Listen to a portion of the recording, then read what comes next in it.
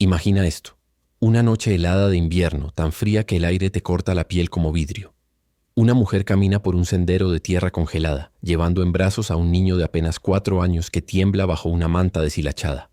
Detrás de ella, 3 niños más, con zapatos rotos y ropa que ya no protege del frío. El mayor, de 11 años, lleva una bolsa con lo poco que les queda.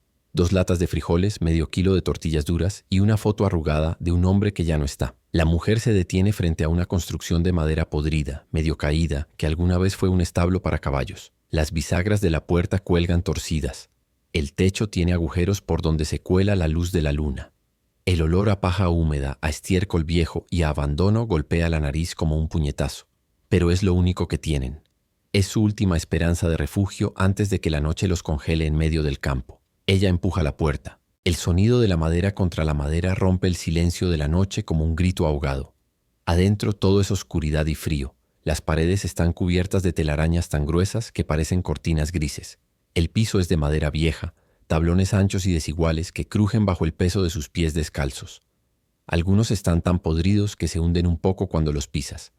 Otros tienen grietas tan anchas que puedes ver la tierra negra debajo. En una esquina hay restos de paja mohosa, apilada contra la pared como si alguien hubiera intentado hacer una cama y luego la hubiera abandonado. En otra esquina un comedero de metal oxidado lleno de polvo y de excrementos secos de ratones. El techo tiene vigas de madera carcomida que se ven tan débiles que parece que podrían caerse en cualquier momento. Y el viento, ese viento implacable del altiplano, se cuela por cada rendija, por cada agujero, haciendo que todo tiemble y suene como si el establo estuviera vivo, como si respirara. La mujer se llama Elena Vargas. Tiene 32 años, pero parece de 40. Su cara está marcada por el sol, por el llanto, por las noches sin dormir. Sus manos son ásperas con callos en las palmas y las yemas de los dedos agrietadas por el trabajo en el campo. Lleva el pelo negro recogido en una trenza apretada que le cae por la espalda y sus ojos, aunque cansados, todavía tienen esa chispa de determinación que no se ha apagado completamente. Viste un suéter de lana burda, remendado en varios lugares, y una falda larga de tela gruesa que alguna vez fue azul pero ahora es de un color indefinido, entre gris y café. Sus pies están envueltos en trapos porque ya no tiene zapatos que le quepan. Los vendió hace 2 semanas para comprar leche para el más pequeño. Detrás de ella entran sus hijos. El mayor se llama Miguel. Tiene 11 años y los hombros de un niño que ha tenido que convertirse en hombre demasiado pronto. Es delgado, con el pelo negro cortado de forma dispareja, y tiene los ojos de su padre, profundos y oscuros, aunque ahora llenos de miedo. Después viene Lucía, de 9 años, con trenzas despeinadas y una mirada desconfiada. Ella ya no sonríe como antes. Luego está Rosa, de 6 años, que todavía conserva algo de la inocencia de la infancia, aunque sus ojitos están siempre alerta, como los de un animalito asustado. Y el más pequeño, el que va en brazos de Elena, es Carlitos. 4 años. Todavía no entiende del todo lo que está pasando, pero siente el miedo de su madre en cada latido de su corazón. Elena deja a Carlitos en el suelo, sobre la paja menos húmeda que puede encontrar. El niño se acurruca inmediatamente buscando calor. Miguel suelta la bolsa y comienza a inspeccionar el lugar con una linterna pequeña que consiguieron prestada de la última familia que los dejó dormir en su patio. La luz amarillenta rebota contra las paredes, revelando más detalles del horror en el que tendrán que vivir. Hay manchas oscuras en las paredes que podrían ser moho, o sangre vieja, o simplemente mugre acumulada durante décadas. Hay clavos oxidados sobresaliendo de las vigas. Hay un nido de algo, quizá pájaros o ratas, en lo alto de una esquina, del que cuelgan ramitas y plumas. Lucía se acerca a su madre y le toma la mano. Su voz es apenas un susurro cuando pregunta: «Mamá, ¿cuánto tiempo vamos a estar aquí?».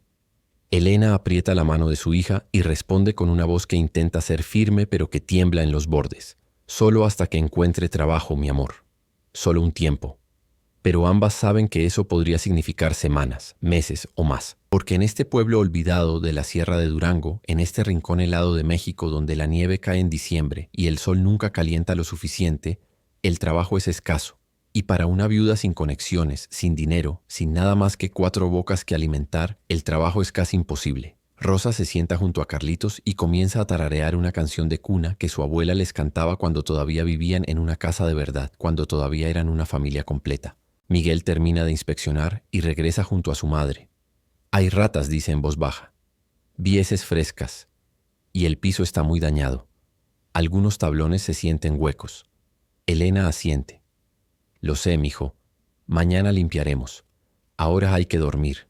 Hace demasiado frío para hacer otra cosa. Extiende las 2 mantas que tienen. Una es de lana gruesa, pero tiene tantos agujeros que apenas sirve.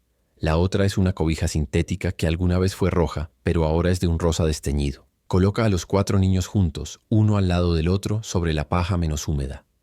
Los cubre con las mantas y luego se acuesta ella misma junto a ellos, abrazando a Carlitos y a Rosa, mientras Miguel, siempre el protector, se coloca en el borde exterior, como si quisiera ser la primera línea de defensa contra lo que sea que venga en la noche. El viento aúlla afuera. Suena como el llanto de un animal herido, o como la voz de todos los muertos que han quedado sin venganza en estas montañas. El establo cruje y gime con cada ráfaga. Las vigas se quejan, los tablones del piso rechinan, y en algún lugar no muy lejos se escucha el aullido de un perro, o tal vez de un coyote.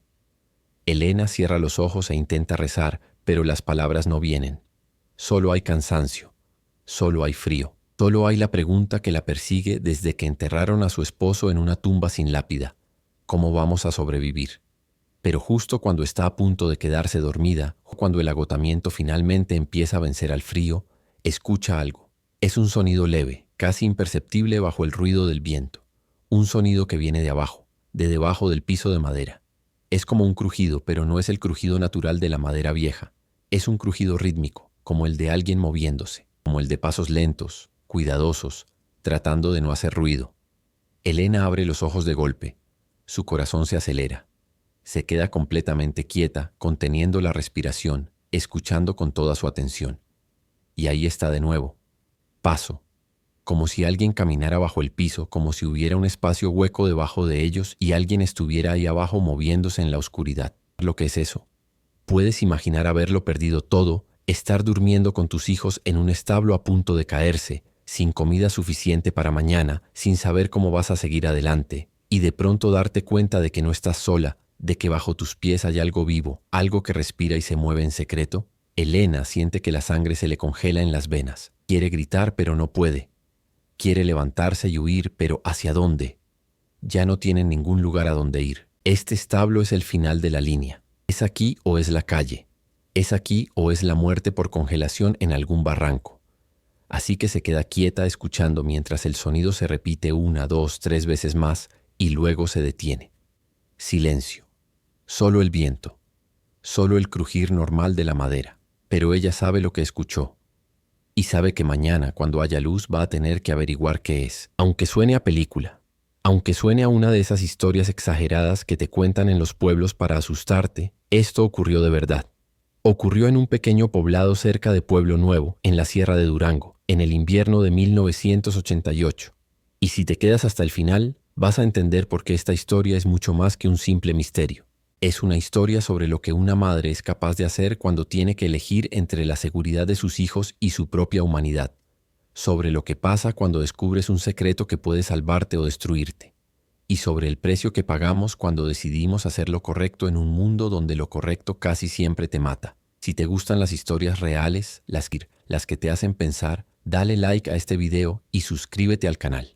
Y si tienes algo que decir, si alguna vez has tenido que tomar una decisión imposible, déjamelo en los comentarios.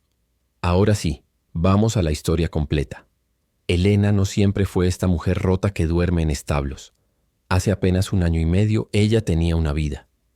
No era una vida lujosa, ni siquiera cómoda, pero era una vida con techo, con comida todos los días, con un hombre al lado que la hacía reír de vez en cuando. Su esposo se llamaba Antonio Vargas. Era un hombre callado, de manos grandes y espalda ancha, acostumbrado al trabajo duro desde niño. Trabajaba en el aserradero de don Fermín Ochoa, el hombre más rico y poderoso de toda la región. Don Fermín no solo era dueño del aserradero, era dueño de miles de hectáreas de bosque, de la mitad de las tiendas del pueblo, de las 3 cantinas del molino, y tenía en su nómina a la mitad de la policía municipal. Lo que don Fermín decía era ley, y nadie, absolutamente nadie, se atrevía a llevarle la contraria. Antonio llevaba 5 años trabajando en el aserradero. Entraba a las 5 de la mañana, cuando todavía estaba oscuro y el frío te mordía la cara, y salía a las 7 de la noche, cubierto de aserrín y con los brazos adoloridos. Ganaba poco, apenas lo suficiente para mantener a su familia en una casita de adobe de 2 cuartos en las afueras del pueblo. Pero era un trabajo estable. y en un lugar donde la mayoría de la gente vivía de la cosecha temporal de maíz o de frijol, tener un sueldo fijo era un privilegio. Elena trabajaba lavando ropa ajena, y entre los dos lograban que los niños comieran 2 veces al día, que tuvieran ropa limpia para la escuela y que hubiera leña para el invierno. Los domingos, Antonio descansaba. Se quedaba en casa, jugaba con los niños, reparaba lo que se rompía, y por las tardes se sentaba en el escalón de la entrada con una cerveza tibia en la mano, mirando el atardecer entre las montañas. Elena lo recuerda ahí, con la luz dorada del sol cayendo sobre su cara cansada, con esa sonrisa pequeña que le salía cuando Carlitos, que entonces tenía apenas 2 años y medio, se le subía al regazo y le jalaba el bigote. Recuerda como Antonio le decía: algún día vamos a tener una casa de verdad con piso de cemento y ventanas que cierren bien. Algún día, mi amor. Solo hay que aguantar un poco más. Y ella le creía, porque a pesar de todo, a pesar del cansancio, a pesar de la pobreza, había amor en esa casa, había risas, había futuro. Pero el futuro se rompió una tarde de abril. Fue un martes. Elena recuerda el día exacto porque era el cumpleaños de Lucía y había prometido hacerle un pastel de cajeta aunque tuviera que pedirle fiado al tendero. Estaba en la cocina, amasando la harina sobre la mesa de madera, cuando escuchó voces afuera. Voces fuertes, agitadas. Salió y vio a un grupo de hombres caminando rápido por el camino, algunos corriendo. Todos iban en dirección al aserradero. Se limpió las manos en el delantal y le preguntó a uno de ellos, don Jacinto, el vecino de enfrente, qué pasaba. Don Jacinto se detuvo apenas un segundo, lo suficiente para decirle con la voz entrecortada: hubo un accidente. En el aserradero. Dicen que se cayó una pila de troncos. Elena sintió que las piernas se le aflojaban. Dejó a Miguel a cargo de los niños y corrió. Corrió por el camino de tierra, con el corazón golpeándole el pecho como un tambor enloquecido, con el sabor del miedo subiéndole por la garganta. Corrió hasta que llegó al aserradero y vio la multitud de hombres reunidos alrededor de algo en el suelo. Algunos estaban agachados, otros de pie, con las manos en la cabeza, con caras pálidas. Elena se abrió paso entre ellos, empujando, gritando el nombre de su esposo. Y entonces lo vio. Antonio estaba en el suelo, boca arriba, con los ojos abiertos mirando al cielo. Tenía sangre en la boca, en la nariz, en las orejas. Su pecho estaba hundido de un lado, como si algo muy pesado lo hubiera aplastado. Sus manos todavía sostenían una herramienta, una llave inglesa con los nudillos blancos de tanto apretar. Y alrededor de él, sobre él, había troncos enormes de pino, algunos todavía rodando lentamente por la pendiente, dejando surcos en la tierra mojada. Elena se arrodilló junto a él y le tomó la mano. Todavía estaba tibia. Todavía sentía como si pudiera apretar de vuelta, pero Antonio no respondió. No parpadeó. No respiró. Se había ido. Los hombres le dijeron que había sido un accidente, que la pila de troncos estaba mal amarrada, que Antonio estaba en el lugar equivocado en el momento equivocado, que nadie tuvo la culpa. Pero Elena, incluso en medio de su dolor, supo que algo no cuadraba, porque Antonio era cuidadoso. Era de los que revisaban 2 veces las amarras antes de pasar debajo de una carga. Era de los que le decían a los más jóvenes que se alejaran si algo se veía peligroso. Y además había algo raro en las caras de los hombres. Algo que no era solo tristeza. Era miedo. Era culpa. Era silencio. El velorio fue en la casa. No tenían dinero para un ataúd de verdad, así que algunos vecinos juntaron tablas y construyeron uno simple. Lo pusieron en el cuarto principal sobre 2 sillas, y Elena se sentó junto a él toda la noche, sin llorar, sin hablar, solo mirándolo. Los niños entraban y salían, confundidos, asustados. Carlitos preguntaba una y otra vez cuándo se iba a despertar papá, y nadie sabía qué responderle.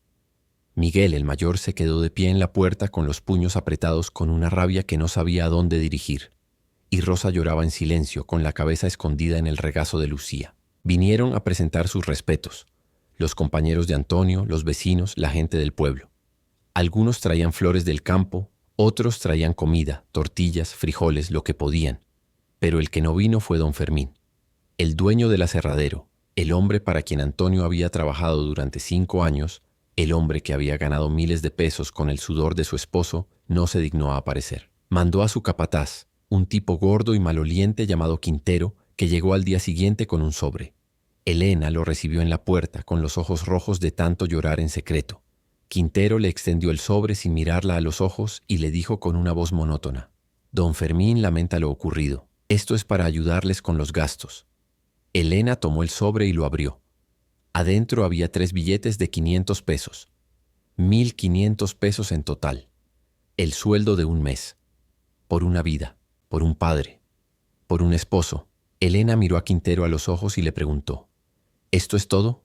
Quintero se encogió de hombros. Fue un accidente, señora. Nadie tuvo la culpa. Don Fermín está siendo generoso. Podría no haberle dado nada. Elena sintió que la rabia le subía por el pecho como fuego líquido. Generoso, repitió. Mi esposo trabajó para él durante 5 años. Arriesgó su vida todos los días. Y ahora que está muerto por culpa de un equipo mal mantenido, por culpa de cuerdas podridas, por culpa de la negligencia de ustedes, ¿me dice que don Fermín está siendo generoso con 1.500 pesos? Quintero dio un paso atrás incómodo. Mire, señora, no me haga el trabajo más difícil. Si no le gusta, puede rechazarlo. Pero no va a conseguir más. Y le recomiendo que se calle. Don Fermín no es un hombre que tolere que lo difamen. Elena estuvo a punto de aventarle el dinero a la cara. Estuvo a punto de gritarle que se lo llevara de vuelta y que le dijera a su patrón que era un asesino, un ladrón, un hijo de puta que se enriquecía con la sangre de los pobres. Pero entonces vio a sus hijos detrás de ella, mirándola con ojos asustados, y se tragó las palabras. Porque sabía que si hacía eso, si desafiaba a don Fermín, no solo se quedaba sin dinero, sino que también se exponía a algo peor. En ese pueblo la gente que hablaba de mal terminaba en barrancos, terminaba en fosas sin nombre. Así que aceptó el dinero, cerró la puerta y se derrumbó en el suelo, llorando hasta que no le quedaron lágrimas. Los días que siguieron fueron un descenso al infierno. Con el dinero del sobre pagó el entierro. Fue un entierro pobre, sin música, sin flores de verdad, en una sección del cementerio donde las cruces son de madera y las tumbas no tienen nombre. Después del entierro, intentó volver a su rutina. Siguió lavando ropa ajena, pero las clientas empezaron a cancelar. Algunas le decían que ya no necesitaban el servicio. Otras simplemente dejaban de contestar cuando tocaba la puerta. Elena supo lo que estaba pasando. La estaban aislando, porque era la viuda del hombre que había muerto en el aserradero, y nadie quería problemas con don Fermín. Nadie quería que los vieran asociándose con alguien que podría causar problemas. En 2 semanas se quedó sin trabajo, y sin trabajo no pudo pagar la renta de la casa.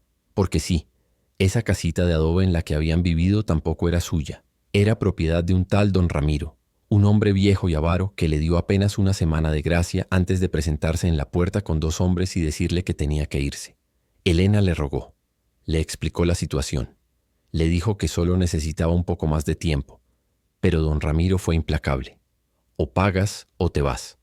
Y como no tenía con qué pagar, tuvo que irse. Empacó lo poco que tenían en 2 bultos grandes y una bolsa de plástico, ropa, algunas ollas, los cuadernos de la escuela de los niños, la foto de Antonio en su marco de madera barata. Dejó todo lo demás, los muebles, el colchón viejo, las sillas. Los niños lloraban mientras cargaban sus cosas por el camino sin saber a dónde iban. Elena intentó mantener la compostura, pero por dentro estaba destrozada. Había pensado en ir con su hermana, que vivía en otro pueblo a 3 horas de camino, pero su hermana ya le había dicho que no podía recibirlos. Tenía sus propios problemas, sus propios hijos que alimentar. Había pensado en la iglesia, en el padre Gonzalo, pero el padre Gonzalo también estaba bajo la influencia de don Fermín, quien donaba dinero para las reparaciones del templo. No podía confiar en nadie. Pasaron la primera noche en la casa de una vecina que todavía les tenía algo de compasión. Doña Chona, una anciana viuda que vivía sola en una choza diminuta. Les dio un rincón donde poner sus bultos y un plato de sopa aguada para cada uno. Pero al día siguiente, doña Chona le dijo con lágrimas en los ojos que no podía tenerlos más. Vinieron a hablar conmigo, le explicó. Me dijeron que si te sigo ayudando me van a quitar mi pensión. Me van a dejar sin nada. Yo quisiera, Elena, de verdad quisiera, pero no puedo. Soy vieja. No puedo arriesgarme. Elena entendió. No la culpó. Esa era la realidad del pueblo. Don Fermín tenía tentáculos en todas partes. Y ella, sin darse cuenta, se había convertido en una paria, en alguien que nadie podía tocar sin quemarse. Así que tomó a sus hijos y siguió caminando. Durmieron bajo un puente esa noche. Hacía frío, pero al menos estaban protegidos del viento. Miguel juntó ramas secas e intentó hacer una fogata, pero la leña estaba húmeda y solo lograba hacer humo. Carlitos tosió toda la noche. Rosa temblaba tanto que Elena la abrazó contra su pecho durante horas, dándole su propio calor, hasta que finalmente se quedó dormida. La noche siguiente durmieron en el atrio de la iglesia, acurrucados contra la pared. Un perro se les acercó, olfateándolos, y Miguel lo espantó con un palo. Elena ya casi no tenía dinero. Compró 1 kilo de tortillas y una lata de frijoles, y eso fue todo lo que comieron ese día. Los niños ya no preguntaban cuándo iban a volver a casa. Ya habían entendido que no había casa a la que volver. Fue en esos días de desesperación cuando Elena escuchó hablar del establo. Estaba en la tienda de don Chuy, un anciano que vendía víveres en la salida del pueblo, rogándole que le fiara un poco de arroz, cuando escuchó a 2 mujeres hablando en voz baja en la esquina. Una de ellas decía: «¿Ese establo que estaba en el terreno de los Salazar, todavía está ahí?». La otra respondía: «Sí, pero nadie lo usa. Dicen que está embrujado. Dicen que la familia se fue de ahí porque escuchaban cosas por las noches, pero está vacío. Nadie lo quiere». A Elena se le encendió una chispa de esperanza. Se acercó a las mujeres y les preguntó: «¿De qué establo hablan?». Las mujeres la miraron con sorpresa y luego con lástima. Una de ellas, la más vieja, le dijo: «Mijita, ese lugar no es para vivir. Está caído, huele feo, y además está lejos, a 2 horas a pie del pueblo. No hay agua cerca, no hay nada». Elena insistió: «Me da igual. ¿De quién es? ¿Puedo usarlo?». La mujer dudó, pero finalmente le dio la información. «Es del viejo Salazar, pero él ya no vive ahí. Se fue a vivir con su hijo a la ciudad. Si quieres puedes hablar con su sobrina, la que vive al lado del molino. Tal vez ella te deje usarlo». Elena fue a buscar a la sobrina esa misma tarde. Era una mujer de mediana edad con cara seria y manos manchadas de masa. La sobrina la miró de arriba abajo cuando Elena le explicó su situación y luego negó con la cabeza. «No puedo dejarte usar el establo gratis», le dijo. «Si mi tío se entera se va a enojar. Pero si me das algo, aunque sea poco, puedo decir que lo estoy rentando». Elena sacó los últimos billetes que le quedaban. Eran 120 pesos, todo lo que tenía en el mundo. Los ofreció a la mujer. La mujer los tomó, los contó y luego asintió. «Está bien, puedes quedarte ahí. Pero cuando se te acabe el tiempo te vas. Y no me vengas a pedir más favores». Elena aceptó. No tenía opción. El camino al establo fue largo y doloroso. Salieron del pueblo al amanecer del día siguiente, caminando por un sendero de tierra que se adentraba en el bosque de pinos. Miguel cargaba la bolsa más pesada. Lucía y Rosa iban de la mano, en silencio, con la mirada perdida. Elena llevaba a Carlitos en brazos, aunque el niño ya pesaba y sus brazos estaban débiles por la falta de comida. Caminaron durante 2 horas, subiendo pendientes empinadas, cruzando arroyos pequeños, pasando junto a árboles tan altos que tapaban el sol.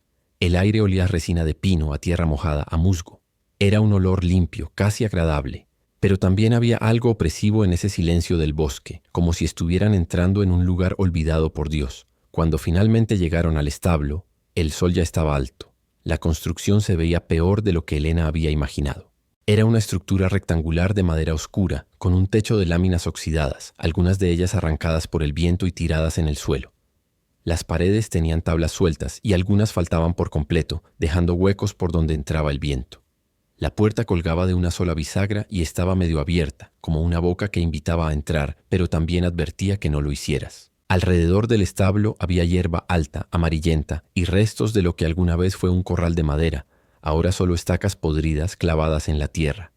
Miguel fue el primero en entrar. Empujó la puerta y desapareció en la oscuridad. Elena esperó afuera, con el corazón latiéndole rápido, hasta que escuchó la voz de su hijo desde adentro. «Está horrible, mamá, pero creo que podemos limpiarlo». Elena respiró hondo y entró. El interior era peor de lo que se veía desde afuera. El piso de madera estaba cubierto de una capa de polvo y tierra tan gruesa que parecía alfombra. Había excrementos de animales por todas partes, pequeños y secos, probablemente de ratones o murciélagos. En las esquinas había telarañas gigantes, algunas con insectos muertos atrapados en ellas, momificados por el tiempo. El techo tenía agujeros por donde entraban rayos de luz que iluminaban el polvo flotando en el aire, como si el lugar estuviera lleno de fantasmas diminutos. Había un olor penetrante, una mezcla de madera podrida, paja fermentada y algo más, algo animal y antiguo que hacía que te dieran ganas de vomitar. Las paredes tenían manchas de humedad y en una de ellas había grafitis viejos, palabras borrosas escritas con carbón o con pintura deslavada. En una esquina había restos de lo que parecía haber sido una fogata. con piedras ennegrecidas y cenizas esparcidas. Y en otra esquina, el comedero de metal oxidado del que ya hablamos, lleno de mierda seca. Elena sintió que se le hacía un nudo en el estómago. Este era su nuevo hogar. Este agujero sucio, frío y abandonado era todo lo que podía ofrecerles a sus hijos. Por un momento pensó en darse la vuelta, en salir de ahí y seguir caminando hasta que encontraran otra cosa, aunque fuera otro atrio de iglesia.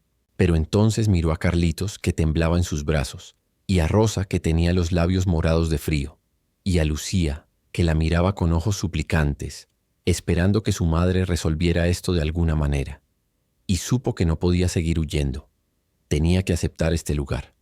Tenía que convertirlo en algo habitable, aunque fuera imposible. Se limpió las lágrimas que se le estaban formando en los ojos y dijo con una voz que intentaba ser alegre: «Bueno, hijos, aquí vamos a vivir por un tiempo, así que vamos a limpiarlo y hacerlo nuestro. Miguel, trae agua del arroyo que vimos allá abajo. Lucía, Rosa, ayúdenme a sacar toda esta paja vieja. Carlitos, tú quédate sentado ahí y cuida nuestras cosas». Los niños obedecieron sin decir nada. Y así comenzó la transformación del establo en algo parecido a un hogar. Pasaron 3 días limpiando. Miguel bajaba al arroyo, que estaba a unos 20 minutos caminando cuesta abajo, y traía agua en una cubeta de plástico que habían encontrado tirada cerca del establo. Subía y bajaba, una y otra vez, hasta que tenía las manos llenas de ampollas. Elena y las niñas barrían, raspaban, tallaban. Sacaron kilos y kilos de paja podrida, de excrementos, de basura acumulada. Encontraron cosas extrañas. Una bota vieja sin par, una cuerda gruesa enrollada y cubierta de moho, un frasco de vidrio roto y en una esquina, medio enterrado en la tierra, un cuchillo oxidado con mango de madera. Elena lo tomó, lo limpió lo mejor que pudo y lo guardó. Podía servir para algo. Cuando finalmente lograron sacar la mayor parte de la mugre, el establo se veía un poco mejor. Mal. Todavía era frío y oscuro, pero al menos el piso era visible. Elena descubrió que los tablones de madera, aunque viejos y agrietados, todavía eran sólidos en la mayor parte del espacio. Solo en una sección cerca de la pared del fondo, algunos tablones estaban tan podridos que se hundían cuando los pisabas. Decidió no pisar esa zona y puso ahí las cosas que no usaban, los bultos con ropa extra, la bolsa con los pocos alimentos que les quedaban. Hicieron una especie de cama con la paja menos dañada que pudieron encontrar en el campo cercano. Miguel cortó ramas de pino y las apiló para hacer un colchón improvisado. Encima pusieron las 2 mantas que tenían. No era cómodo, pero era mejor que dormir directamente sobre el piso frío. Elena también armó una fogata en el centro del establo, usando las piedras ennegrecidas que ya estaban ahí. El humo salía por los agujeros del techo, y aunque hacía que el interior se llenara de un humo gris que picaba en los ojos, al menos les daba algo de calor. La primera noche que durmieron ahí oficialmente como si fuera su hogar, Elena se quedó despierta hasta tarde mirando las sombras que proyectaba la fogata moribunda en las paredes. Los niños dormían a su alrededor, acurrucados como cachorros. Carlitos roncaba suavemente. Rosa se chupaba el pulgar, algo que no hacía desde que era bebé, pero que había vuelto a hacer desde la muerte de Antonio. Lucía dormía con el ceño fruncido, como si estuviera teniendo pesadillas. Y Miguel, el pobre Miguel, dormía con los puños cerrados, siempre preparado para pelear contra algo. Elena pensó en Antonio. Pensó en cómo, apenas un año atrás, estaban juntos en su casita de adobe, durmiendo en su cama, con sus hijos seguros en el cuarto de al lado. Pensó en cómo se reían de cosas tontas, cómo planeaban el futuro, cómo él le decía que algún día iban a tener más. Y ahora aquí estaba, en un establo sucio, sin nada, sin nadie, con el mundo entero en su contra. Se permitió llorar en silencio, con las lágrimas rodándole por las mejillas y cayendo sobre la tierra, pero solo un rato, porque no podía darse el lujo de derrumbarse. Sus hijos dependían de ella. Así que se secó las lágrimas, se acostó junto a Carlitos y cerró los ojos intentando dormir. Y fue esa noche, justo cuando estaba a punto de quedarse dormida, cuando escuchó los pasos bajo el piso de madera por primera vez. El sonido fue leve, tan leve que al principio pensó que lo había imaginado, pero luego lo escuchó de nuevo. Un crujido, una vibración, como si algo se moviera debajo de ellos. Elena abrió los ojos y se quedó completamente inmóvil escuchando. El viento soplaba afuera, haciendo que las láminas del techo vibraran. Los tablones del piso crujían por su cuenta como siempre lo hacían, pero este sonido era diferente. Era deliberado. Era como si alguien estuviera caminando bajo el establo, pisando tierra o tablas sueltas, moviéndose lentamente de un lado a otro. Elena sintió que el miedo le recorría la columna vertebral como una corriente eléctrica. Se incorporó un poco, apoyándose en un codo, y miró hacia el piso. Pero no había nada que ver.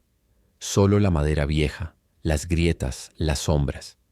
El sonido continuó por unos segundos más y luego se detuvo. Silencio absoluto. Elena esperó conteniendo la respiración, pero no volvió a escuchar nada. Se convenció a sí misma de que había sido un animal. Una rata grande, tal vez, o un tejón. Había escuchado que en estas montañas había tejones que cavaban madrigueras debajo de las construcciones viejas. Sí, eso debía ser. Un animal. Nada más. Se volvió a acostar, cerró los ojos y se obligó a dormir. Pero el miedo ya estaba ahí, plantado en su pecho como una semilla oscura. Los días siguientes fueron difíciles. Elena intentó buscar trabajo en el pueblo, pero nadie la quería contratar. Fue casa por casa, ofreciéndose para lavar, para limpiar, para cocinar, para lo que fuera. Pero todas las puertas se cerraban en su cara. Algunas literalmente. Una señora le dijo directamente: «No puedo darte trabajo, Elena. Lo siento. Ya sabes cómo son las cosas aquí». Elena lo sabía, estaba marcada. Era la viuda que no se quedó callada, la que había cuestionado la indemnización, la que representaba un problema potencial. Y en un pueblo donde don Fermín era el rey, nadie se arriesgaba. Logró conseguir algo de dinero haciendo trabajos pequeños y temporales. Un día ayudó a un ranchero a cargar leña por 10 pesos. Otro día peló papas en la cocina de una fonda a cambio de un plato de comida para ella y otro para llevar a sus hijos. Pero no era suficiente. Nunca era suficiente. Los niños tenían hambre. Carlitos lloraba todas las noches porque su estómago le dolía. Rosa había adelgazado tanto que se le marcaban las costillas. Miguel dejó de quejarse, pero Elena veía en sus ojos el resentimiento, la rabia, la vergüenza de no poder hacer más. Y las noches en el establo se volvieron cada vez más extrañas. Los pasos bajo el piso no se detuvieron. Al contrario, se volvieron más frecuentes. No todas las noches, pero sí varias veces a la semana. Siempre en la madrugada. Siempre cuando estaban a punto de quedarse dormidos o ya dormidos. Elena se despertaba con el sonido y se quedaba ahí, tiesa, escuchando. A veces los pasos eran cortos, como si alguien se moviera solo un par de metros. Otras veces eran más largos, como si recorrieran toda la longitud del establo por debajo. Y una noche, Elena juró que escuchó algo más. No solo pasos, también una respiración pesada, entrecortada, como la de alguien que está herido o cansado. Esa noche Elena ya no pudo contenerse. Despertó a Miguel y le dijo en voz baja: «¿Escuchas eso?». Miguel frotó sus ojos y escuchó. Al principio negó con la cabeza, pero luego su expresión cambió. «Sí, mamá. Suena como si alguien estuviera debajo de nosotros». Elena asintió. «Llevo días escuchándolo. ¿Crees que sea un animal?». Miguel se quedó pensando. «No lo sé, pero si es un animal, es muy grande». Elena sintió un escalofrío. «No quiero asustarte, Miguel, pero creo que tenemos que revisar. Mañana, cuando haya luz, vamos a levantar algunas tablas y ver qué hay debajo». Miguel tragó saliva. «Si es algo peligroso». Elena lo miró a los ojos. «Entonces tendremos que lidiar con ello. No podemos seguir viviendo con miedo». Al día siguiente esperaron a que saliera el sol. Elena mandó a las niñas y a Carlitos a jugar afuera, cerca del arroyo, para que no estuvieran presentes en caso de que encontraran algo malo. Luego, ella y Miguel se pusieron a trabajar. Eligieron una sección del piso donde los sonidos parecían ser más fuertes, cerca de la pared del fondo. Miguel usó el cuchillo oxidado que Elena había encontrado para hacer palanca en una de las tablas. La madera estaba vieja y quebradiza, así que no fue difícil. Con un poco de esfuerzo logró levantar el primer tablón. Debajo había oscuridad, tierra negra y húmeda. Elena se asomó entrecerrando los ojos, intentando ver algo. Pero estaba demasiado oscuro. «Necesitamos una linterna», dijo. Miguel asintió y fue a buscar la linterna prestada que todavía tenían. Levantaron 2 tablones más, creando un agujero lo suficientemente grande como para poder meter la cabeza y el brazo. Miguel encendió la linterna y alumbró hacia abajo. Lo que vieron los dejó sin aliento. Debajo del piso del establo no había solo tierra. Había un espacio, un hueco. como una especie de sótano o madriguera excavado en la tierra, con paredes de tierra compacta y un techo bajo hecho de tablones adicionales que sostenían el piso del establo. Y en ese espacio, acurrucado en una esquina, sucio, demacrado, con los ojos brillando en la oscuridad como los de un animal asustado, había un joven. Elena gritó. No pudo evitarlo. El grito salió de su garganta antes de que pudiera siquiera pensar. Miguel soltó la linterna, que cayó al piso del establo apagándose. Ambos se alejaron del agujero, con el corazón latiéndoles como tambores. ¿Qué fue eso?, gritó Miguel. ¿Era una persona? Elena temblaba de pies a cabeza. Lo sé. Pero sí, parecía una persona. Dios mío, Miguel, hay alguien viviendo de nosotros. ¿Desde cuándo? ¿Por qué? El joven no salió. No se movió. Elena y Miguel se quedaron ahí, jadeando, mirando el agujero en el piso como si fuera la boca del infierno. Finalmente, Elena encontró su voz. «Hola», dijo. «¿Quién eres? ¿Qué haces ahí abajo?» Hubo un silencio largo, y luego, desde la oscuridad, una voz débil, ronca, como si no hubiera sido usada en mucho tiempo, respondió. «Por favor, no me hagan daño, por favor». Elena sintió que algo se rompía en su pecho. Esa voz no era amenazante. Era una voz llena de miedo, de dolor, de desesperación. Era la voz de alguien que estaba sufriendo. Tomó la linterna del suelo, la encendió de nuevo y se acercó al agujero con más cuidado. Alumbró hacia abajo y vio al joven con más claridad.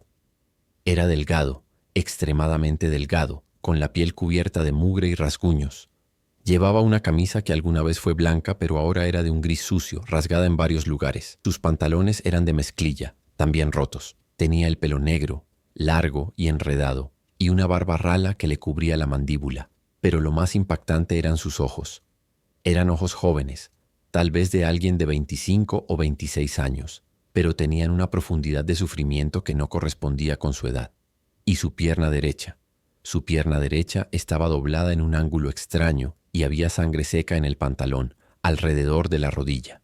Elena tragó saliva. «¿Quién eres?», preguntó de nuevo. El joven cerró los ojos, como si hablar fuera un esfuerzo enorme. «Me llamo Alex. Por favor, no le digan a nadie que estoy aquí. Por favor. Si lo hacen, me van a matar». Elena sintió que la cabeza le daba vueltas. «¿Quién te va a matar? ¿Qué hiciste?». Alex abrió los ojos y la miró directamente. «Vi algo que no debía ver.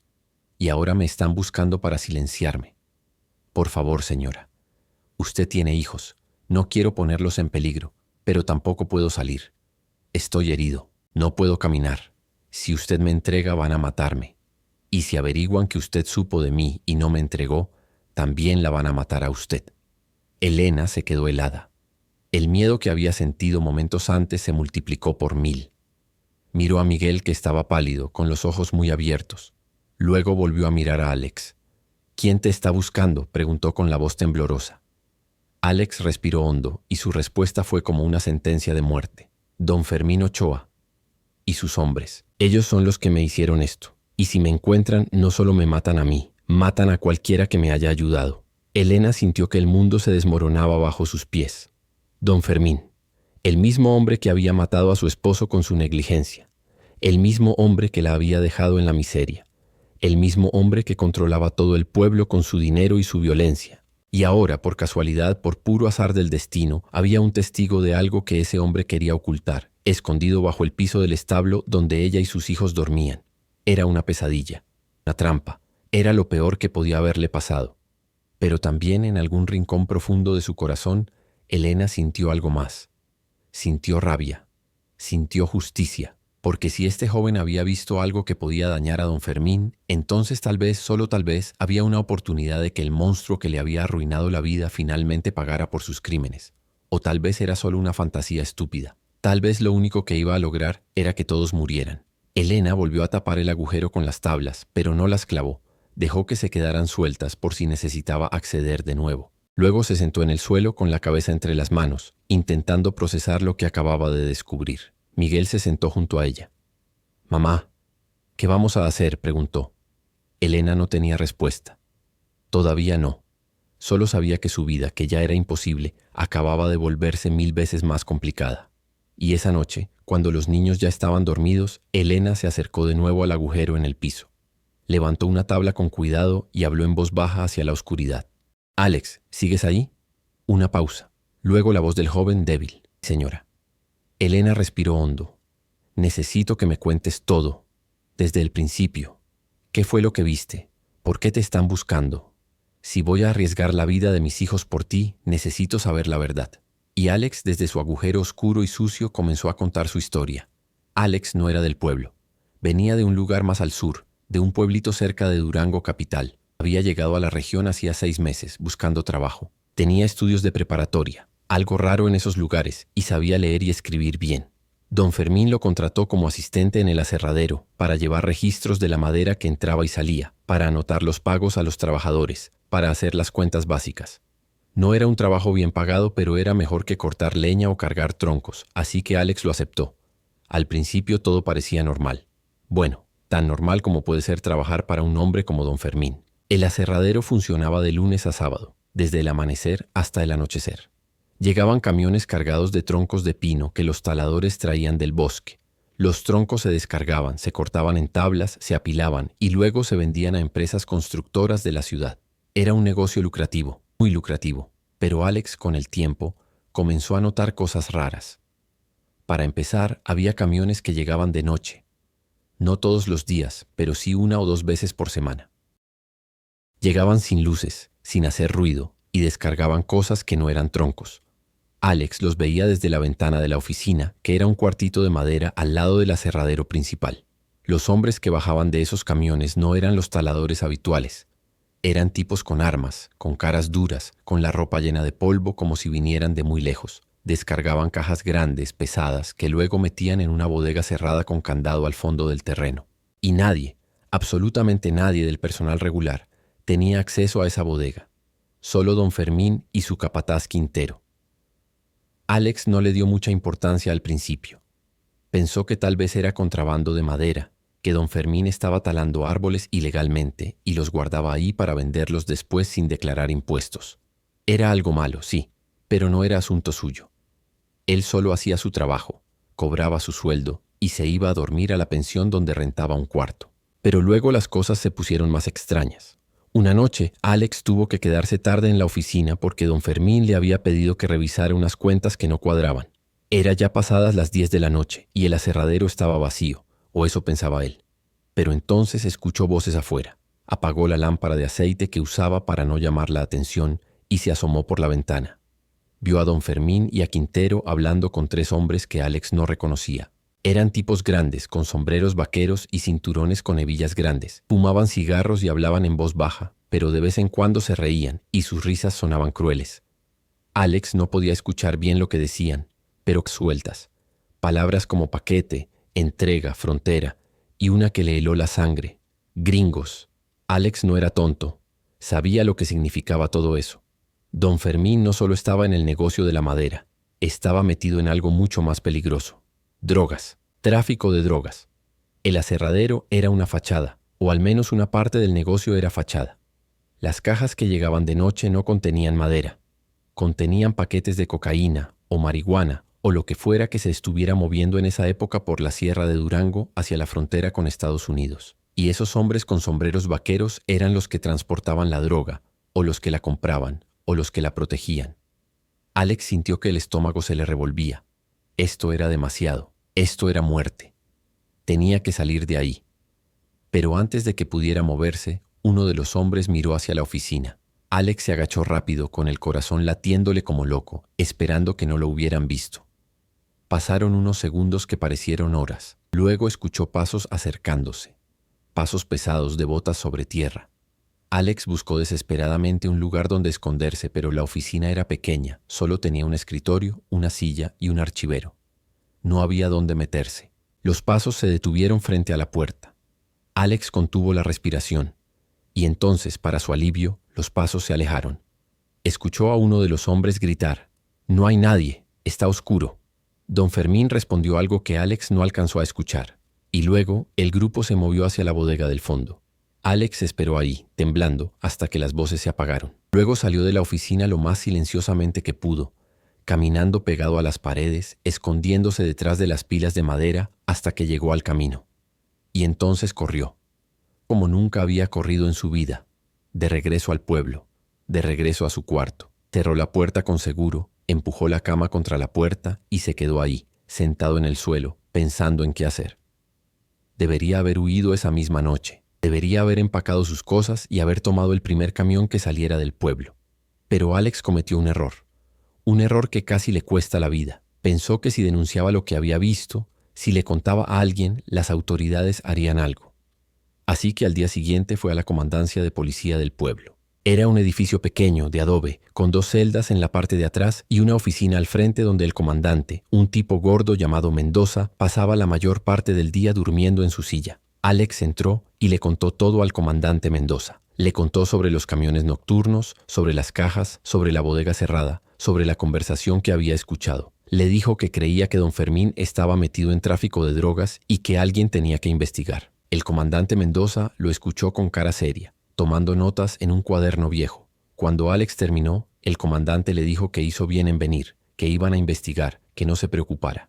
Le dijo que no le contara a nadie más sobre esto, que mantuviera la boca cerrada para no alertar a don Fermín y que en unos días le darían noticias. Alex salió de la comandancia sintiéndose un poco mejor. Había hecho lo correcto. Las autoridades se encargarían. Pero lo que Alex no sabía era que el comandante Mendoza estaba en la nómina de don Fermín, como casi todo el mundo en ese pueblo. Y en cuanto Alex salió de la comandancia, Mendoza levantó el teléfono y llamó a don Fermín para decirle que había un problema, que su asistente sabía demasiado y que había que eliminarlo antes de que hablara con alguien más. Esa misma noche, 3 hombres fueron a buscar a Alex a su cuarto. Él estaba durmiendo cuando escuchó que derribaban la puerta de una patada. Se despertó de golpe y vio a los hombres entrando con linternas y pistolas. Uno de ellos era Quintero. Otro era uno de los tipos con sombrero vaquero que había visto en el aserradero. El tercero era alguien que Alex no reconocía, un tipo joven con cara de pocos amigos y una cicatriz que le cruzaba la mejilla. Quintero le gritó: ¿pensaste que podías abrir la boca, pendejo? ¿Pensaste que el comandante te iba a proteger? Ahora vas a pagar. Alex no tuvo tiempo de responder. Los hombres se le echaron encima, lo golpearon, lo arrastraron fuera del cuarto. Él intentó gritar, pedir ayuda, pero uno de ellos le tapó la boca con un trapo sucio. Lo subieron a una camioneta y lo llevaron fuera del pueblo, por un camino de terracería que se adentraba en el bosque. Alex pensó que esa era su última noche. Pensó que lo iban a matar y lo iban a tirar en algún barranco donde nunca lo encontrarían. Pero algo salió mal para ellos. O tal vez algo salió bien para Alex. Cuando llegaron a un claro en el bosque y lo bajaron de la camioneta para ejecutarlo, Alex, en un último acto de desesperación, logró soltarse. No sabe cómo. Tal vez porque los hombres estaban borrachos o porque bajaron la guardia por un segundo. Pero logró empujar a uno de ellos, el del sombrero vaquero, y echó a correr hacia el bosque. Los hombres gritaron y dispararon. Alex sintió que algo le quemaba la pierna, como si una plancha caliente le tocara la rodilla, pero no se detuvo. Siguió corriendo entre los árboles, entre la oscuridad, tropezando con raíces, rasguñándose con ramas, cayéndose y levantándose una y otra vez. Escuchaba a los hombres detrás de él, con sus linternas rebotando entre los troncos, gritando que lo iban a encontrar, que era hombre muerto. Alex corrió durante lo que le parecieron horas, aunque probablemente fueron solo minutos. Finalmente llegó a una zona donde había construcciones viejas, corrales abandonados, y en medio de todo eso el establo, el viejo establo de los Salazar. Alex lo conocía porque había pasado por ahí una vez cuando salió a caminar en su día libre. Sabía que estaba abandonado. Entró al establo buscando un lugar donde esconderse, y fue entonces cuando descubrió que algunos de los tablones del piso estaban flojos. Los levantó y vio el espacio debajo. No era grande, pero era suficiente para meterse. Así que bajó, con la pierna sangrando y el cuerpo dolorido, y volvió a colocar las tablas sobre él. Y ahí se quedó en la oscuridad, escuchando a los hombres buscándolo afuera, pasando cerca del establo pero sin entrar, maldiciendo y diciendo que lo encontrarían mañana, que no podía haber ido muy lejos con una herida de bala en la pierna. Alex pasó días ahí abajo. No salía, no se movía. Tenía miedo de que lo estuvieran vigilando. Bebía agua de las gotas que se filtraban por las grietas del piso cuando llovía. Comía insectos cuando tenía demasiada hambre. Su pierna se infectó. La herida de bala no era profunda, la bala le había rozado la rodilla, pero sin atención médica se puso roja, hinchada, llena de pus. Tuvo fiebre, tuvo alucinaciones. Creyó que iba a morir ahí abajo, solo, en la oscuridad, como un animal. Pero no murió. Resistió. Y entonces, una noche, escuchó voces arriba. Voces de una mujer y niños, y supo que alguien se había mudado al establo. Al principio tuvo miedo de que fueran espías de don Fermín, pero después escuchó las conversaciones. Escuchó a la mujer hablándoles a sus hijos con ternura, escuchó el llanto de un niño pequeño y supo que eran gente pobre, como él. Y ahí se quedó en silencio, escuchándolos vivir arriba de él, sin atreverse a pedir ayuda porque no quería ponerlos en peligro. Hasta que esa mañana, cuando Elena levantó las tablas y lo descubrió. Elena escuchó toda la historia con el corazón en la garganta. Cada palabra de Alex era una confirmación de lo que ella ya sabía en el fondo de su alma, que don Fermín no era solo un terrateniente corrupto, sino un criminal, un asesino, un hombre que no tenía escrúpulos en matar a quien se interpusiera en su camino. Y ahora ella sabía demasiado. Ella y Miguel. Y si don Fermín se enteraba, si alguien descubría que Alex estaba escondido en su establo, los matarían a todos. A ella, a Miguel, a Lucía, a Rosa, a Carlitos. A todos. Cuando Alex terminó de hablar, hubo un silencio largo.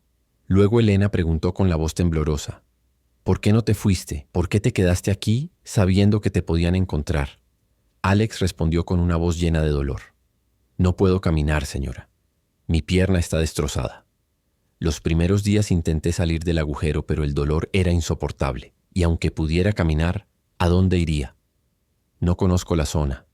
No sé por dónde escapar. Y ellos tienen ojos en todas partes. Si me ven en el pueblo, me matan. Si me ven en el camino, me matan. Estoy atrapado. Y usted también lo está ahora, porque sabe de mí. Elena cerró los ojos. Sentía que estaba al borde de un abismo.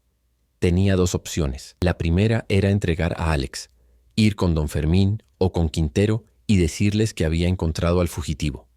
Seguramente le darían dinero como recompensa, tal vez lo suficiente para salir del pueblo, para empezar de nuevo en otro lugar con sus hijos. Don Fermín estaría agradecido. Ya no la verían como un problema, sino como alguien útil. Tal vez hasta le darían un trabajo, una casa. Podrían sobrevivir, pero Alex moriría. Lo matarían probablemente de la forma más cruel posible, para dar un ejemplo. Y ella sería cómplice de eso. Sería una asesina. Y sus hijos crecerían sabiendo que su madre vendió a un inocente para salvarlos a ellos. La segunda opción era ayudar a Alex. Curarlo, alimentarlo, protegerlo. Y luego encontrar una manera de sacarlo de ahí, de llevarlo a un lugar seguro, de ayudarlo a denunciar lo que había visto ante autoridades de verdad, no como el comandante corrupto del pueblo. Pero esa opción era casi suicida, porque si alguien se enteraba, si don Fermín sospechaba algo, vendría por ellos. Y no solo los mataría, los haría sufrir, violaría a las niñas, torturaría a Miguel, mataría a Carlitos frente a ella. Elena había escuchado las historias, sabía de lo que don Fermín era capaz. No había piedad en ese hombre. Pero al mismo tiempo, Elena pensó en Antonio. Pensó en cómo él había sido otra víctima de don Fermín. Pensó en cómo su esposo había muerto aplastado por la negligencia, por la avaricia, por la indiferencia de ese monstruo. Y pensó en cómo no había podido hacer nada para vengar esa muerte, para obtener justicia. Pero ahora, de alguna forma retorcida del destino, tenía en sus manos la oportunidad de hacer algo, de proteger a alguien que podía dañar a don Fermín, de ser parte de algo más grande que ella misma, de demostrarles a sus hijos que a veces, aunque sea peligroso, aunque sea difícil, hay que elegir lo correcto. Elena no tomó la decisión esa noche. Le dijo a Alex que necesitaba tiempo para pensar. Volvió a poner las tablas en su lugar y se fue a dormir, o al menos a intentarlo. Pasó horas mirando el techo del establo, escuchando la respiración de sus hijos, preguntándose qué debía hacer. Pensó en todas las posibilidades, en todos los escenarios. Imaginó un futuro donde entregaba a Alex y vivían cómodos. Pero en ese futuro, ella se veía a sí misma con las manos manchadas de sangre, incapaz de mirarse al espejo. Imaginó otro futuro donde ayudaba a Alex y todos morían. Pero en ese futuro, al menos morían con dignidad, con la cabeza en alto, siendo humanos, no bestias. Cuando amaneció, Elena ya había tomado su decisión. No iba a entregar a Alex, iba a ayudarlo, aunque fuera una locura, aunque fuera casi imposible, porque si no lo hacía, ¿qué sentido tenía seguir viviendo? ¿Para qué sobrevivir si tenías que convertirte en monstruo? No, ella no iba a ser como don Fermín. No iba a ser como los que se quedaban callados mientras otros sufrían. Iba a luchar. Si moría en el intento, al menos sus hijos sabrían que su madre fue valiente. Se lo dijo a Miguel esa mañana, mientras desayunaban tortillas frías y agua. Miguel la miró con ojos asustados, pero también con algo de orgullo. «Está bien, mamá», dijo. «Yo te ayudo. Hagamos lo que sea correcto». Elena abrazó a su hijo y lloró. Lloró porque sabía que le estaba pidiendo demasiado. Lloró porque sabía que lo estaba poniendo en peligro. Pero también lloró porque estaba orgullosa de él. Porque a pesar de todo, a pesar del hambre, del frío, de la miseria, su hijo todavía tenía corazón. Lo primero que hicieron fue bajarle comida a Alex. Elena separó una parte de las tortillas y un poco de agua y se las pasó por el agujero. Alex las recibió con manos temblorosas y las devoró como si fuera la primera comida que probaba en años. «Gracias, señora», dijo entre bocados. «Gracias. No sabe lo que esto significa para mí». Elena asintió. «No me agradezcas todavía. No sé si vamos a salir de esta vivos, pero voy a intentarlo». Alex la miró con los ojos brillantes. «¿Por qué me ayuda? No me conoce. Podría entregarme y salvar a su familia». Elena se quedó callada un momento. Luego respondió. «Porque don Fermín ya me quitó todo, y no voy a dejar que me quite también mi humanidad». Los días que siguieron fueron los más difíciles de la vida de Elena. Tenía que mantener la rutina normal, bajar al pueblo a buscar trabajo, conseguir comida para los niños, todo mientras cargaba con el secreto de que había un fugitivo escondido en su establo. Cada vez que veía a alguien del pueblo, cada vez que alguien le hacía una pregunta, sentía que se le helaba la sangre. Si sospechaban, si alguien había escuchado algo, si don Fermín ya sabía y solo estaba esperando el momento adecuado para actuar. Pero nadie parecía saber nada, o al menos no lo demostraban. La vida en el pueblo seguía igual. La gente trabajaba, compraba, vendía, chismoseaba, y don Fermín seguía siendo el rey. Elena lo vio una vez subiendo a su camioneta negra frente al aserradero, con su sombrero de ala ancha y su cinturón con hebilla de plata brillando al sol. Lo vio y sintió que la rabia le quemaba por dentro. Ese hombre tenía todo: dinero, poder, respeto. Y ella no tenía nada, pero tenía algo que él no sabía. Tenía a Alex, y eso, de alguna forma extraña, le daba una sensación de poder. Elena comenzó a pensar en un plan. Necesitaba curar a Alex, eso era lo primero. Su pierna estaba infectada, y si no hacían algo pronto, la infección se extendería y moriría. Pero no podía llevarlo a un doctor. Todos los doctores del pueblo estaban conectados con don Fermín de una u otra forma. Si llevaba a un joven herido de bala, harían preguntas. Y las respuestas llevarían directo a don Fermín. Así que tenía que encontrar otra solución. Recordó que en el pueblo había un anciano, don Esteban, que había sido curandero en su juventud. La gente decía que sabía de hierbas, de remedios caseros, de cómo curar heridas. Elena decidió ir a verlo. Fue una tarde cuando los niños estaban jugando cerca del arroyo y Miguel vigilaba a Alex. Don Esteban vivía en una casita de piedra al final del pueblo, casi escondida entre los árboles. Tenía más de 70 años, estaba medio ciego y caminaba encorvado con la ayuda de un bastón. Pero su mente todavía estaba clara. Elena tocó a su puerta. Don Esteban abrió y la miró con desconfianza. «¿Qué quieres, muchacha?» Elena tragó saliva. «Necesito su ayuda, don Esteban. Tengo a alguien herido. Una herida de bala. Y no puedo llevarlo al doctor». El anciano entrecerró los ojos. «¿Por qué no puedes llevarlo al doctor?» Elena dudó. «Porque es complicado. Por favor, don Esteban. Solo necesito que me diga qué hacer para curar la herida. ¿Qué hierbas usar? ¿Cómo limpiar la infección?» Don Esteban la estudió por un largo momento. Luego suspiró. «Sabes que me estás metiendo en problemas, ¿verdad? Si alguien se entera de que te ayudé, van a venir por mí». Elena asintió. «Pero no tengo a nadie más». El anciano meneó la cabeza. «Está bien. Pasa. Te voy a dar lo que necesitas, pero después de esto no vuelvas. No quiero saber nada más del asunto». Don Esteban le dio un frasco con un líquido oscuro que olía a alcohol y a algo herbal. Le dijo que era para limpiar la herida. También le dio un puñado de hojas secas que dijo que debía hervir y usar como cataplasma sobre la pierna infectada. Y le dio instrucciones sobre cómo drenar el pus si era necesario. Elena memorizó todo, le agradeció profusamente y salió de ahí con el corazón latiéndole rápido. Había dado otro paso, un paso más cerca de ayudar a Alex, o un paso más cerca de la muerte. Esa noche, cuando los niños ya dormían, Elena y Miguel bajaron al espacio debajo del piso. Era la primera vez que Elena bajaba completamente.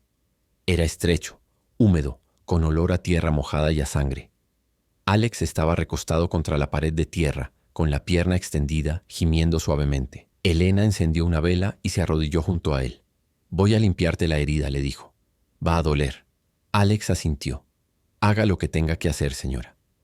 Elena cortó el pantalón de Alex con el cuchillo oxidado, dejando la herida al descubierto. Era peor de lo que había imaginado. La piel alrededor de la rodilla estaba roja e hinchada, con vetas negras extendiéndose hacia arriba y hacia abajo de la pierna. Había pus amarillento saliendo del agujero que la bala había dejado. Y olía a carne podrida, a muerte. Elena tuvo que hacer un esfuerzo para no vomitar. Miguel, que estaba detrás de ella, se tapó la nariz y la boca con la mano. Elena empapó un trapo limpio con el líquido que don Esteban le había dado y comenzó a limpiar la herida. Alex gritó. Fue un grito ahogado, porque se mordió el brazo para no hacer ruido, pero fue un grito de dolor puro. Elena siguió limpiando, frotando, quitando la costra de sangre seca y el pus. Alex temblaba, lloraba, pero no le dijo que parara. Miguel sostenía la vela con mano temblorosa mirando hacia otro lado. Cuando finalmente Elena terminó de limpiar, hirvió las hojas que don Esteban le había dado en una ollita pequeña sobre la fogata del establo. Luego machacó las hojas calientes con una piedra hasta hacer una pasta y la extendió sobre la herida de Alex. Alex jadeó, pero el dolor parecía ser menor que antes. Elena vendó la pierna con tiras de tela que cortó de una de sus faldas viejas, y luego lo ayudó a recostarse de nuevo. «Ya está», le dijo. «Ahora solo queda esperar y rezar». Los días siguientes fueron de tensión constante.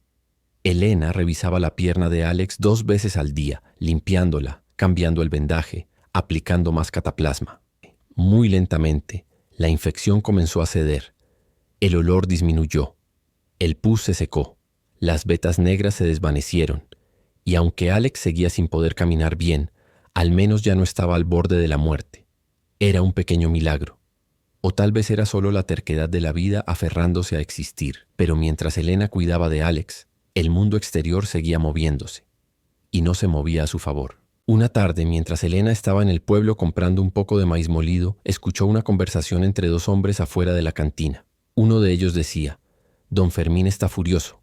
Dice que el muchacho ese, el que trabajaba en el aserradero, tiene que aparecer. Ya revisaron todo el pueblo, todas las casas. Alguien lo está escondiendo. Y cuando lo encuentren van a matar no solo al muchacho, sino a quien lo haya ayudado». El otro hombre respondió: «Yo escuché que ofrecen dinero, 5,000 pesos para quien dé información». Elena sintió que se le helaba la sangre. 5,000 pesos. Era una fortuna para la gente de ese pueblo, y ahora había un incentivo real para delatarla. Elena volvió al establo casi corriendo. Cuando llegó, reunió a todos sus hijos y les habló con seriedad. «Escúchenme bien», les dijo. «Nadie, absolutamente nadie, puede saber que hay alguien más en este establo. Si alguien les pregunta, si escuchan algo extraño, si ven a alguien acercándose, me avisan inmediatamente. ¿Entendido?». Los niños asintieron, asustados. Carlitos, que todavía no entendía completamente lo que pasaba, preguntó: «¿Hay un monstruo, mamá?». Elena lo abrazó. «No, mi amor, no hay monstruos, solo hay gente mala. Y tenemos que protegernos de ellos». Una semana después, el miedo se volvió realidad. Era media tarde, y Elena estaba afuera del establo, lavando ropa en una palangana con agua del arroyo, cuando escuchó el sonido de motores acercándose. Levantó la vista y vio 2 camionetas subiendo por el camino de tierra hacia el establo. Su corazón se detuvo. Reconoció las camionetas. Eran de don Fermín. Gritó hacia adentro del establo: «Miguel, escóndelo. Ahora». Miguel, que estaba adentro con Alex, entendió inmediatamente. Entre los 2 bajaron a Alex al espacio debajo del piso y volvieron a poner las tablas en su lugar. Luego Miguel cubrió la zona con la paja y los bultos de ropa.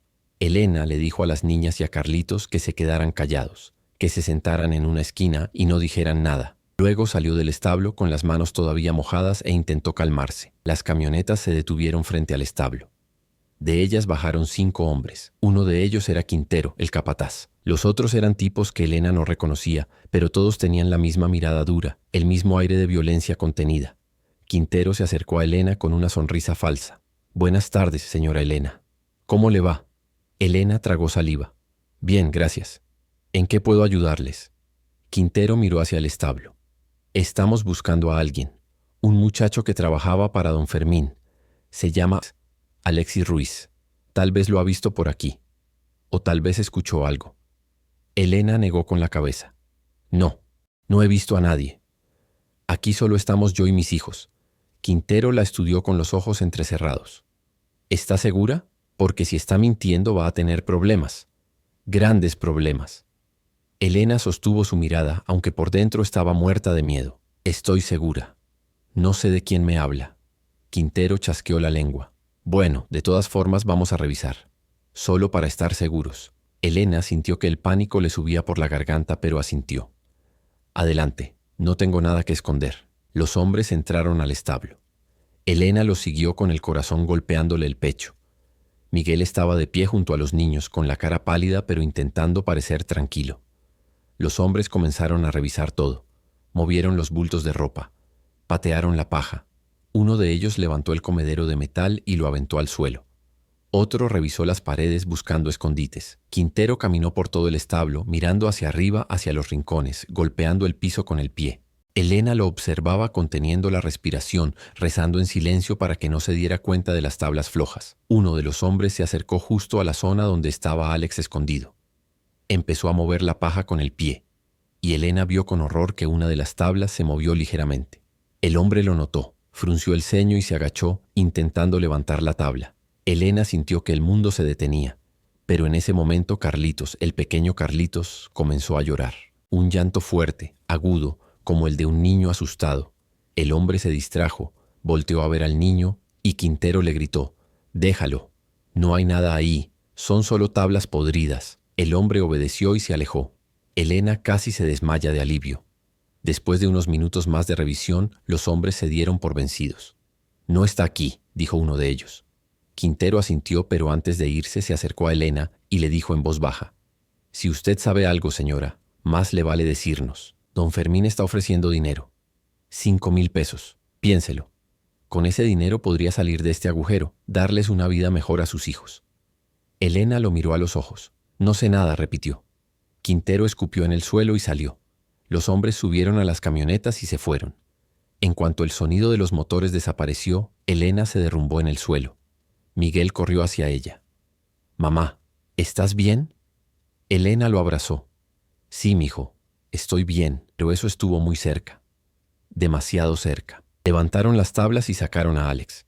Él estaba pálido, sudando, con los ojos muy abiertos. «Creí que me iban a encontrar», dijo con voz temblorosa. Elena asintió. «Yo también. Pero Carlitos nos salvó. Fue como si supiera qué hacer». Los tres se quedaron ahí, en silencio, procesando lo que acababa de pasar. Y todos sabían lo mismo. No podían quedarse en el establo para siempre. Tarde o temprano, los hombres de don Fermín volverían. Y tal vez la próxima vez no tendrían tanta suerte. Elena supo que tenía que actuar rápido. Necesitaba ayuda. Necesitaba a alguien que pudiera sacar a Alex del pueblo. Alguien que conociera las montañas, las rutas secretas, los caminos que los hombres de don Fermín no vigilaban. ¿Pero quién? La mayoría de la gente del pueblo le tenía miedo a don Fermín, y los que no le tenían miedo estaban en su nómina. Pero entonces recordó a alguien, un hombre que vivía en las afueras del pueblo, casi en el bosque. Se llamaba Jacinto, don Jacinto, el mismo que le había dado la noticia del accidente de Antonio. Él era un hombre viejo, había sido arriero en su juventud, conocía las montañas como la palma de su mano. Y Elena recordaba que una vez, hacía años, don Jacinto había tenido problemas con don Fermín por un asunto de tierras. Don Fermín había intentado quitarle su parcela y don Jacinto había luchado en los tribunales hasta recuperarla. Desde entonces los dos eran enemigos. Pero tal vez don Jacinto estaría dispuesto a ayudar. Elena fue a buscarlo una mañana, dejando a Miguel a cargo del establo. Don Jacinto estaba cortando leña frente a su casa cuando ella llegó. La miró con sorpresa. «Elena, ¿qué haces aquí?» Elena miró a su alrededor, asegurándose de que nadie más estuviera cerca, y luego habló en voz baja. «Don Jacinto, necesito su ayuda. Es un asunto delicado y peligroso». El anciano dejó el hacha en el suelo y la miró con seriedad. «Habla». Elena le contó todo.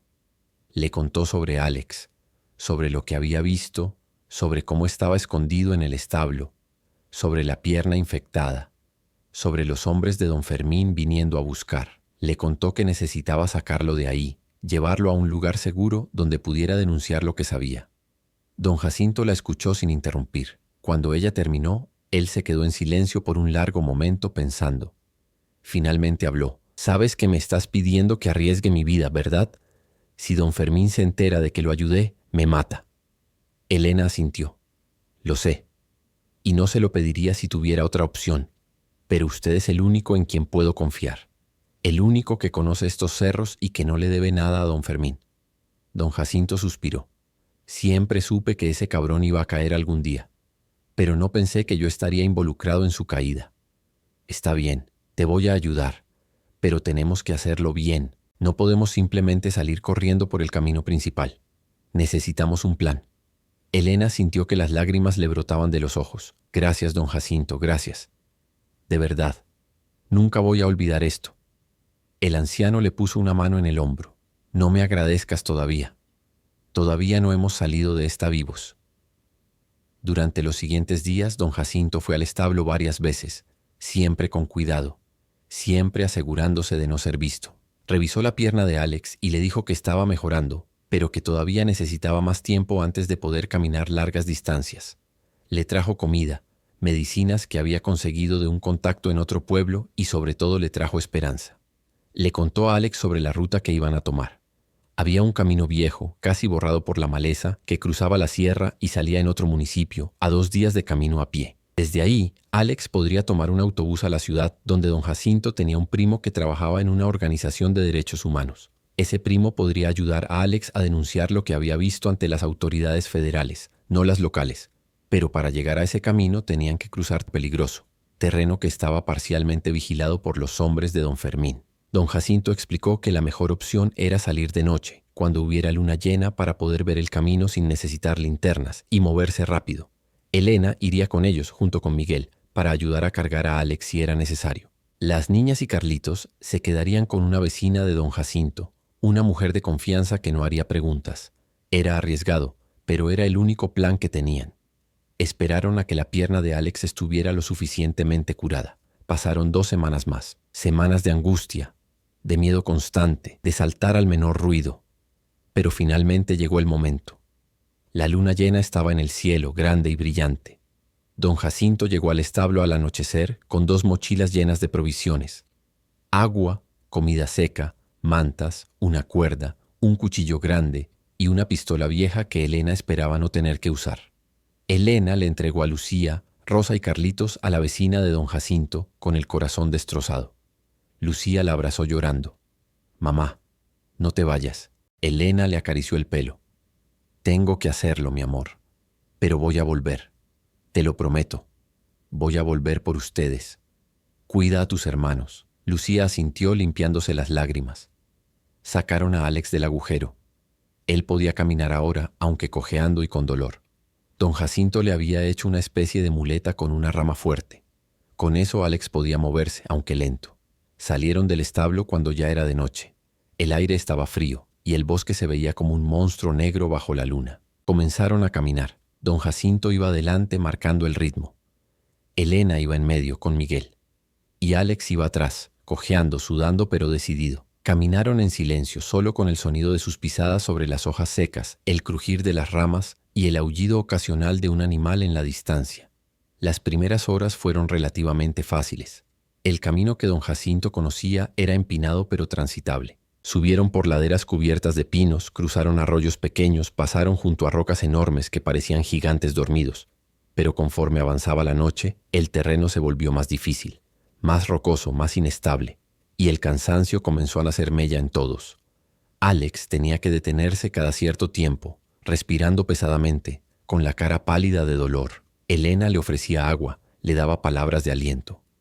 Miguel ayudaba a sostenerlo cuando el camino se ponía especialmente difícil. Cuando ya llevaban unas 4 horas de camino, don Jacinto se detuvo de repente. Levantó una mano indicándoles que hicieran silencio. Todos se quedaron inmóviles. Don Jacinto escuchaba atentamente. Luego, en voz muy baja, dijo: «Hay alguien más en el bosque. Escucho voces». Elena sintió que el miedo le apretaba el pecho. ¿Los hombres de don Fermín?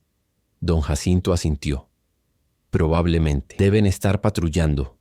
Tenemos que desviarnos. Nos va a tomar más tiempo, pero no podemos arriesgarnos». Se desviaron del camino, adentrándose en una zona más densa del bosque.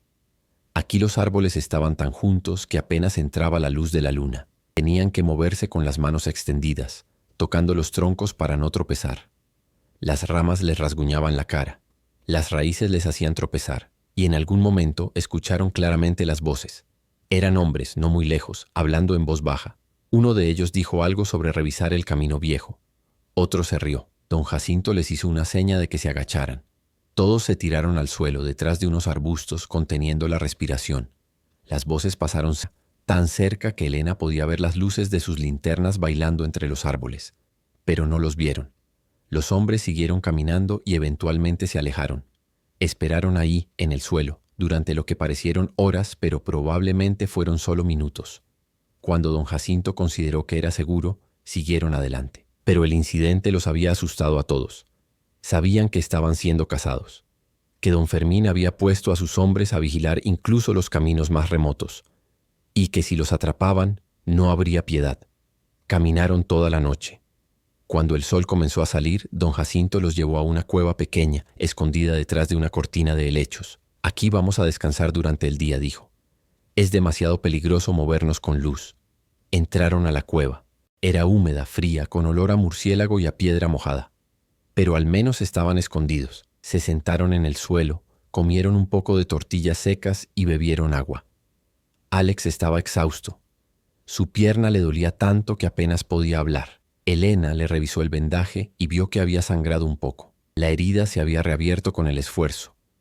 Maldijo palabras. Don Jacinto frunció el ceño. Tenemos que seguir esta noche. Si nos detenemos mucho tiempo nos van a encontrar. Alex asintió. Puedo seguir. Solo necesito unas horas de descanso. Elena lo miró con una mezcla de admiración y preocupación. Este muchacho estaba dispuesto a morir por hacer lo correcto. Y ella estaba dispuesta a ayudarlo, aunque eso significara poner en riesgo su propia vida y la de su hijo. Intentaron dormir turnándose para hacer guardia. Miguel se ofreció a tomar el primer turno.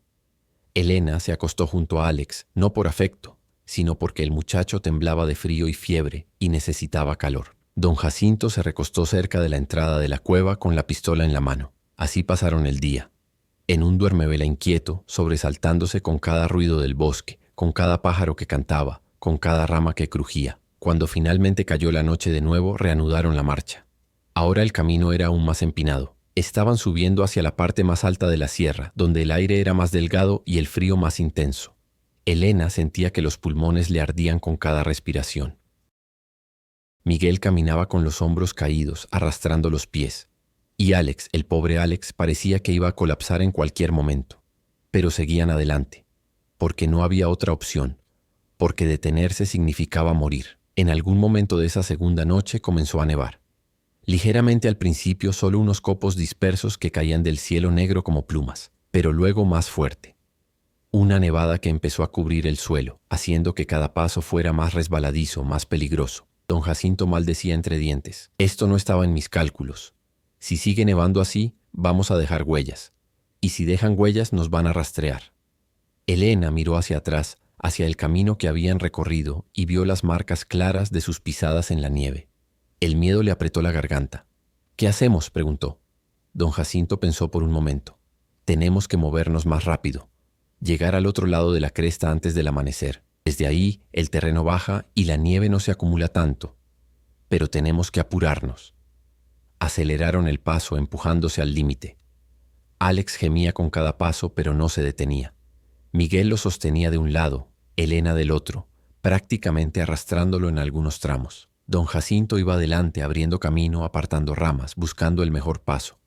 Y así, entre el frío, el dolor y el agotamiento, llegaron a la cresta de la montaña justo cuando el cielo empezaba a aclarar. Desde arriba, el panorama era sobrecogedor. Podían ver kilómetros de bosque extendiéndose en todas direcciones. Podían ver el valle de donde habían venido, con el pueblito diminuto a lo lejos, apenas visible entre la neblina.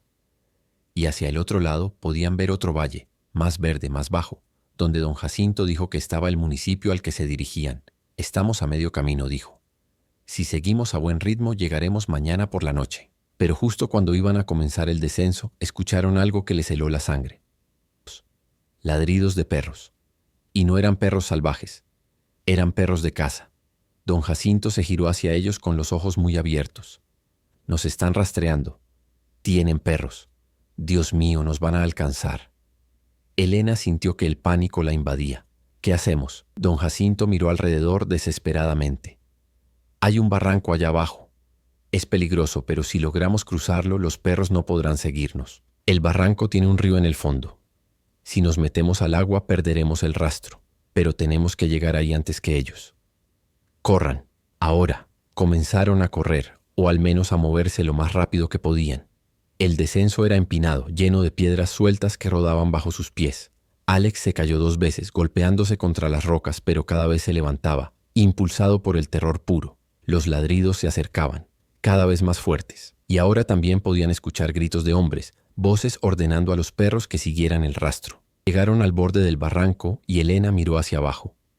El corazón casi se le sale del pecho. El barranco era profundo, tal vez de unos 20 metros, con paredes casi verticales de roca y tierra. Y en el fondo, apenas visible en la penumbra del amanecer, corría un río de aguas oscuras y rápidas. Don Jacinto señaló un sendero estrecho que bajaba por la pared del barranco.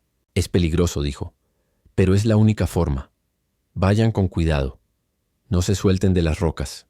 Yo iré primero. Don Jacinto comenzó a descender, agarrándose de las salientes de roca, buscando apoyo con los pies en las grietas. Elena lo siguió con el corazón en la boca. Miguel venía detrás de ella y Alex cerraba la marcha, moviendo con dificultad. La bajada era aterradora. Las rocas estaban húmedas, resbaladizas. En algunos puntos no había más que un saliente de apenas unos centímetros donde poner el pie. Elena sentía que en cualquier momento iba a perder el equilibrio y caer al vacío, pero se aferraba a la roca con todas sus fuerzas, concentrándose en cada movimiento, en cada respiración. Estaban a medio camino cuando escucharon que los perros llegaban al borde del barranco. Los ladridos se volvieron frenéticos, y luego escucharon una voz humana gritando: «Allá están, bajando por el barranco. Disparen». Elena miró hacia arriba y vio las siluetas de varios hombres recortadas contra el cielo que se aclaraba. Y luego escuchó el estampido de un disparo. La bala golpeó la roca cerca de su cabeza, lanzando esquirlas de piedra. Elena gritó. Don Jacinto le gritó desde abajo: «No miren arriba, sigan bajando, rápido». Más disparos.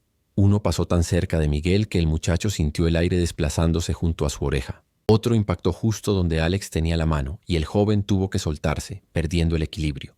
Por un segundo pareció que iba a caer, pero logró agarrarse de otra saliente en el último momento. Siguieron bajando, entre los gritos de los hombres arriba y el sonido de las balas rebotando contra la roca. Finalmente, después de lo que pareció una eternidad, llegaron al fondo del barranco. Don Jacinto ya estaba en el agua, metiéndose en el río hasta la cintura. «Vengan», gritó, «tenemos que cruzar». El agua está helada, pero es la única forma de perder el rastro. Elena no lo dudó. Se metió al agua y sintió que el frío le cortaba la respiración.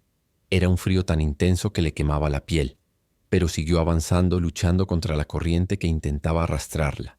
Miguel entró detrás de ella, jadeando por el shock del frío. Y luego Alex, que casi se desmaya cuando el agua tocó su pierna herida. Cruzaron el río, aferrándose unos a otros, ayudándose mutuamente a no ser arrastrados. El agua les llegaba hasta el pecho en el punto más profundo. Elena sentía que los pies se le entumecían, que perdía sensación en los dedos, pero siguió adelante. Porque del otro lado del río había una posibilidad de vida, y de este lado solo había muerte. Cuando finalmente salieron del agua, del otro lado del barranco, se dejaron caer en la orilla, temblando incontrolablemente. Don Jacinto los apresuró. «No podemos quedarnos aquí. Tenemos que seguir moviéndonos o nos vamos a congelar». Se internaron en el bosque del otro lado, alejándose del barranco. Detrás de ellos podían escuchar a los perros ladrando frustrados desde el borde superior del barranco. Los hombres gritaban, discutiendo si debían bajar o buscar otro camino. Don Jacinto sonrió apenas. Los perros no van a cruzar el río, y los hombres van a tardar horas en rodear el barranco. Ganamos tiempo, pero no mucho. Tenemos que seguir. Caminaron durante horas más, con la ropa mojada pegándose a la piel, con los dientes castañeteando, con el cuerpo al borde del colapso. Alex finalmente se derrumbó, cayó al suelo y no pudo levantarse. «No puedo más», dijo con voz débil. «Déjenme aquí. Sigan ustedes». Elena se arrodilló junto a él. «No vamos a dejarte. Ya llegamos muy lejos. No te vamos a abandonar ahora». Pero Alex negó con la cabeza. «Mi pierna, creo que se infectó de nuevo con el agua del río. No siento el pie. Puedo oler la podredumbre. Voy a morir de todas formas. Al menos que mi muerte sirva para que ustedes escapen. Don Jacinto se acercó y le revisó la pierna. La expresión de su rostro lo dijo todo. La herida estaba mal, muy mal. El agua fría y sucia del río había empeorado la infección. La pierna estaba hinchada con vetas rojas subiendo por el muslo. Si no recibía atención médica pronto, Alex perdería la pierna. O perdería la vida. Pero don Jacinto no dijo eso en voz alta. Solo dijo: vamos a descansar aquí unas horas. Luego veremos cómo seguir. Encontraron refugio en una formación de rocas que hacía una especie de cueva natural. Don Jacinto encendió un fuego pequeño con ramas secas que logró encontrar bajo unos árboles. El fuego era un riesgo, porque el humo podía delatarlos, pero necesitaban calor o todos morirían de hipotermia. Se quitaron la ropa mojada y la colgaron cerca del fuego para secarla. Elena envolvió a Miguel y a Alex en la única manta seca que les quedaba. Y se sentó junto al fuego, mirando las llamas, preguntándose si alguna vez volverían a ver a Lucía, Rosa y Carlitos. Don Jacinto preparó un té caliente con unas hierbas que llevaba en su mochila. Se lo dieron a Alex primero, que lo bebió con manos temblorosas. El té le dio un poco de energía, suficiente para hablar. Señora Elena, dijo, necesito que me prometa algo. Elena lo miró. Si yo no salgo de esta, si me muero antes de llegar, usted tiene que seguir. Tiene que llegar al pueblo del otro lado y buscar al primo de don Jacinto. Tiene que contarle todo lo que yo le conté, todo lo que vi en el aserradero, los nombres, las fechas, los camiones, todo, para que don Fermín pague, para que los que murieron como su esposo no hayan muerto en vano. Elena sintió que se le hacía un nudo en la garganta. Te prometo que voy a hacerlo, pero tú vas a salir de esta, Alex, vas a llegar conmigo, y vas a ser tú quien denuncie todo, porque tu testimonio vale más que el mío. Tú viste todo con tus propios ojos. Alex sonrió débilmente. Ojalá tenga razón, señora. Ojalá. Descansaron ahí durante el día, turnándose para vigilar, pero no vieron ni escucharon señales de perseguidores. Tal vez los habían perdido, o tal vez los perseguidores estaban esperando, planeando un ataque para cuando bajaran la guardia. No había forma de saberlo. Cuando cayó la noche de nuevo, don Jacinto les dijo que tenían que seguir. Estamos cerca, tal vez a 6 o 7 horas de camino. Si aguantamos esta última noche, lo logramos. Alex no podía caminar. Su pierna estaba demasiado mal, así que don Jacinto improvisó una camilla con ramas y la manta. Entre él, Elena y Miguel cargaron a Alex, turnándose cada cierto tiempo porque el peso era agotador. Y así continuaron, bajando por la ladera de la montaña, cruzando arroyos, atravesando campos abiertos bajo la luna, acercándose cada vez más a su destino. Fue en las últimas horas antes del amanecer cuando vieron las luces del pueblo a lo lejos. Pequeñas luces amarillas parpadeando en la oscuridad como estrellas caídas del cielo. Don Jacinto señaló. Allá está, ya casi llegamos. Elena sintió que las lágrimas le rodaban por las mejillas. Lágrimas de alivio, de agotamiento, de alegría mezclada con tristeza. Lo habían logrado. Contra todas las probabilidades lo habían logrado. Entraron al pueblo cuando el sol apenas comenzaba a asomar en el horizonte. Era un pueblito similar al que habían dejado atrás, pero aquí nadie los conocía. Nadie sabía quiénes eran ni de dónde venían. Don Jacinto los llevó directamente a la casa de su primo, una casita de adobe en el centro del pueblo. Tocó la puerta y un hombre de mediana edad con lentes y cara amable abrió. Don Jacinto le explicó rápidamente la situación.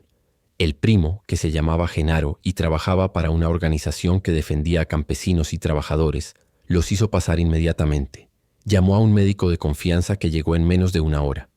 El médico revisó a Alex y su diagnóstico fue grave. La infección está muy avanzada. Necesita antibióticos fuertes. Y probablemente necesite cirugía. Pero puedo estabilizarlo aquí. Genaro asintió. Haz lo que tengas que hacer. Este muchacho es importante. Su testimonio puede derribar a un cabrón que lleva años haciendo daño. Alex fue tratado en la casa de Genaro durante las siguientes semanas. Le dieron antibióticos, le limpiaron la herida profundamente, le drenaron el pus. Hubo momentos en los que pareció que no iba a sobrevivir, que la infección era demasiado fuerte.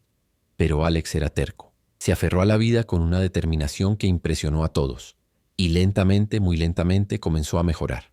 Mientras tanto, Elena y Miguel se quedaron también en la casa de Genaro. Elena quería regresar inmediatamente por sus otros hijos, pero don Jacinto y Genaro le dijeron que era demasiado peligroso todavía. Si regresaba al pueblo, don Fermín la atraparía. Tenían que esperar. Tenían que asegurarse primero de que Alex estuviera lo suficientemente bien como para dar su testimonio, y luego presentar ese testimonio ante las autoridades correctas. Solo entonces, cuando don Fermín estuviera bajo investigación, sería más seguro para Elena regresar. Fueron semanas de angustia para Elena. Todas las noches soñaba con Lucía, Rosa y Carlitos. Se preguntaba si estarían bien, si la vecina de don Jacinto los estaría cuidando bien, si don Fermín habría descubierto algo. Genaro le aseguró que su prima estaba cuidando muy bien a los niños, que le mandaba mensajes discretos diciendo que todos estaban bien. Pero Elena no se sentía tranquila. No podría estarlo hasta que los tuviera en sus brazos de nuevo. Finalmente, después de casi un mes, Alex estuvo lo suficientemente recuperado para hablar con claridad y coherencia. Genaro arregló una reunión con un periodista de investigación de un periódico importante de la ciudad de Durango. El periodista llegó con una grabadora y un cuaderno, y durante horas escuchó el testimonio de Alex.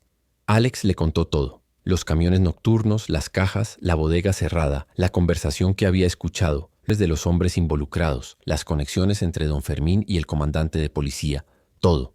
El periodista tomaba notas frenéticamente, haciendo preguntas, verificando detalles. Cuando Alex terminó, el periodista se quedó en silencio por un momento, procesando la información. Luego dijo: «Esto es grande, muy grande, y puedo corroborar, aunque sea la mitad de lo que me estás diciendo, este don Fermín va a caer. Y no solo él, va a caer toda una red».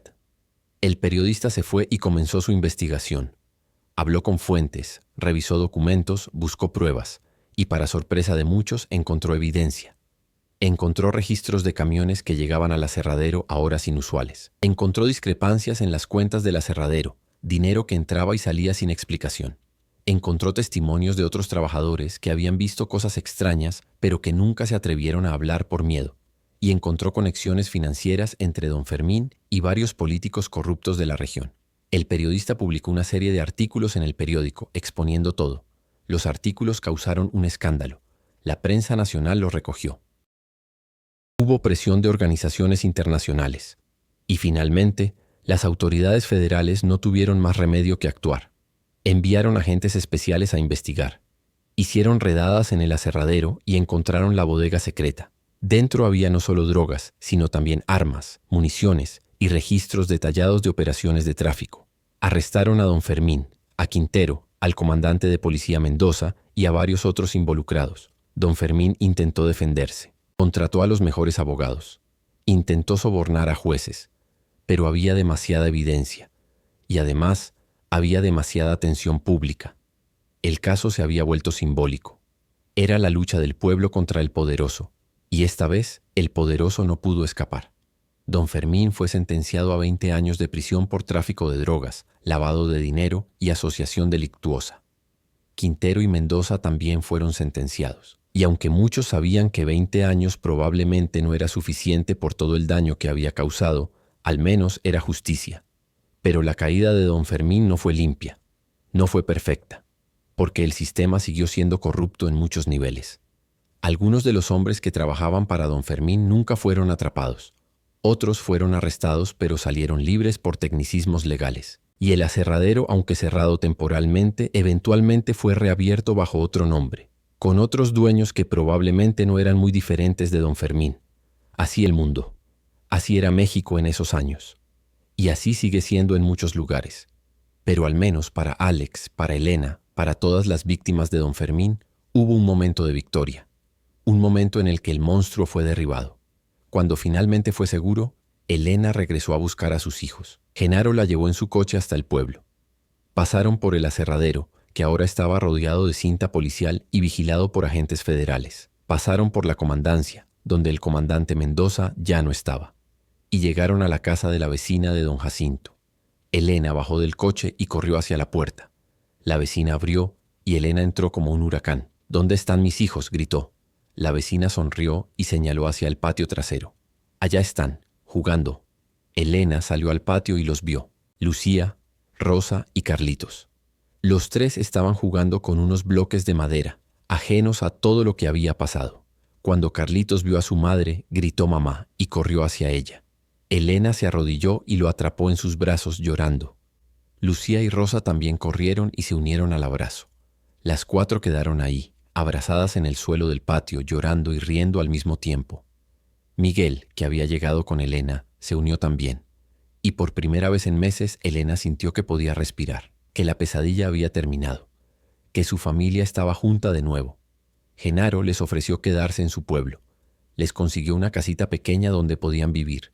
Les ayudó a Elena a encontrar trabajo en una cooperativa de mujeres que hacían artesanías. No era mucho, pero era honesto, era digno y sobre todo era seguro. Los niños pudieron volver a la escuela.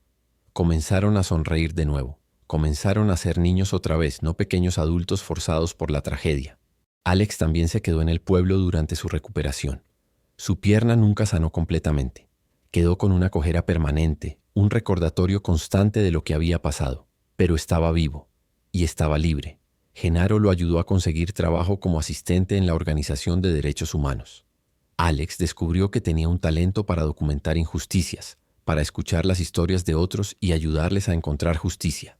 Se convirtió en una voz para los que no tenían voz, y aunque su cuerpo estaba marcado, su espíritu se había fortalecido. Con el tiempo, Alex y Elena desarrollaron una relación cercana, pero no romántica. Era más como la relación entre hermanos, entre sobrevivientes de una guerra. Se visitaban regularmente, cenaban juntos los domingos. Los hijos de Elena veían a Alex como un tío, y Alex veía a Elena como la mujer que le había salvado la vida, no solo físicamente, sino también espiritualmente. Porque en ese establo, en esa decisión de Elena de protegerlo en lugar de entregarlo, Alex había visto que todavía había bondad en el mundo, que todavía había gente dispuesta a arriesgar todo por hacer lo correcto. Los años pasaron.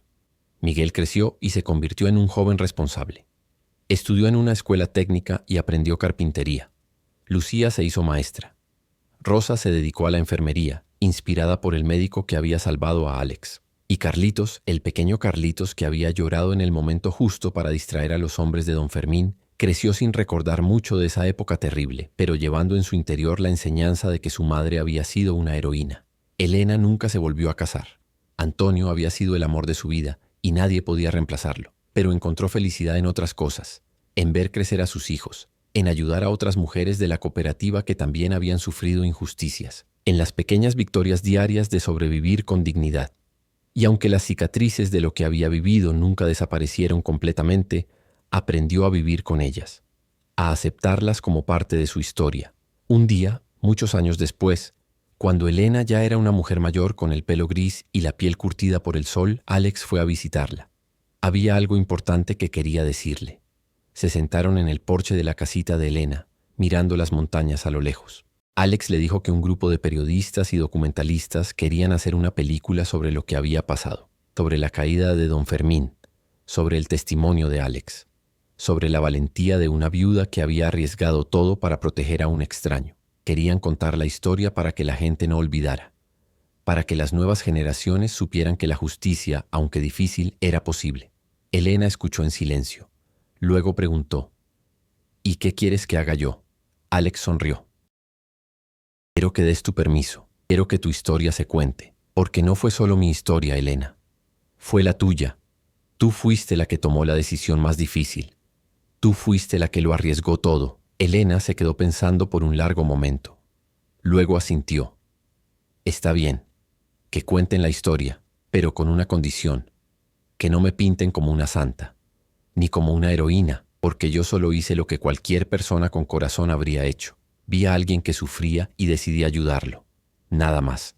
Alex le tomó la mano. Eso es exactamente lo que te hace heroína, Elena, que crees que fue lo normal, cuando para la mayoría de la gente lo normal habría sido mirar hacia otro lado. Y así, la historia se contó.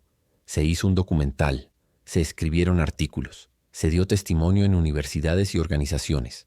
Y aunque los nombres se cambiaron en algunas versiones para proteger a los involucrados, la esencia permaneció. La historia de una viuda que se refugió en un viejo establo con sus hijos, que escuchó pasos bajo el piso de madera, que descubrió a un joven huyendo de un hombre poderoso y que decidió, contra toda lógica, contra todo instinto de supervivencia, ayudarlo. Pero más allá de los documentales y los artículos, la historia vivió en las familias. Lucía les contaba a sus alumnos la historia de su madre. Rosa les contaba a sus pacientes. Carlitos, que se había convertido en un activista de derechos humanos siguiendo los pasos de Alex, usaba la historia como inspiración en sus discursos.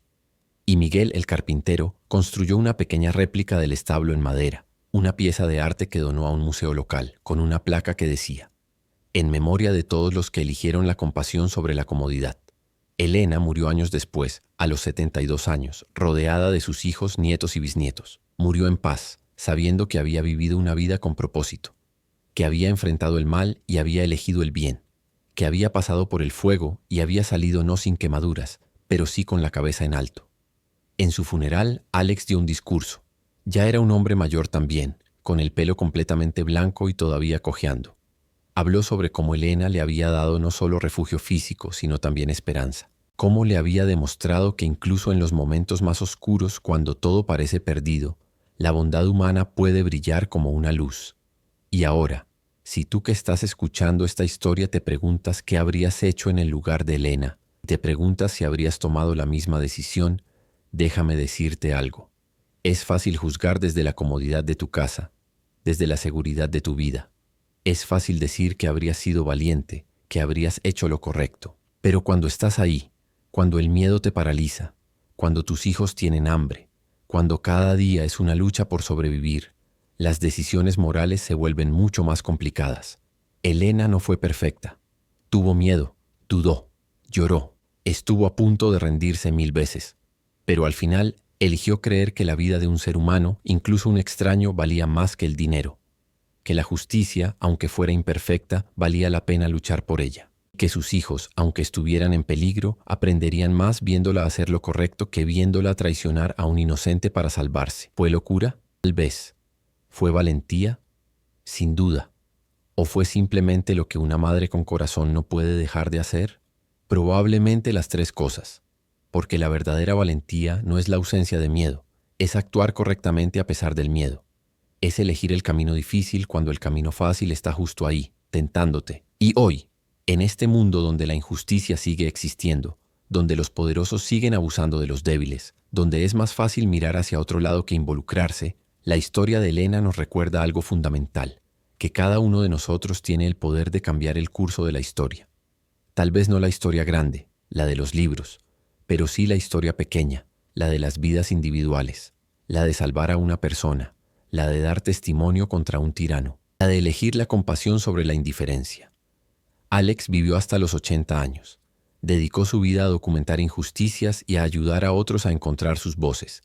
Se casó, tuvo hijos, les enseñó el valor del coraje que una viuda le había mostrado en un establo sucio. Y cuando murió, en su lápida pusieron una frase simple: vio la oscuridad y decidió encender una luz. Y en cuanto a don Fermín, murió en prisión después de cumplir 12 años de su sentencia. Algunos dijeron que fue envenenado por rivales, otros que simplemente su corazón, cargado de tanto mal, finalmente se detuvo. Pero nadie lloró su muerte. El pueblo que una vez lo había temido y respetado celebró discretamente, porque aunque otros hombres como él seguirían apareciendo, aunque el sistema corrupto no se había desmantelado completamente, al menos este monstruo en particular ya no podía hacer daño. Y el viejo establo, ese lugar donde todo comenzó, donde Elena escuchó por primera vez los pasos bajo el piso de madera, se derrumbó años después. Nadie lo reparó, nadie lo usó. Se convirtió en ruinas, en tablones podridos cubiertos de hierba y enredaderas.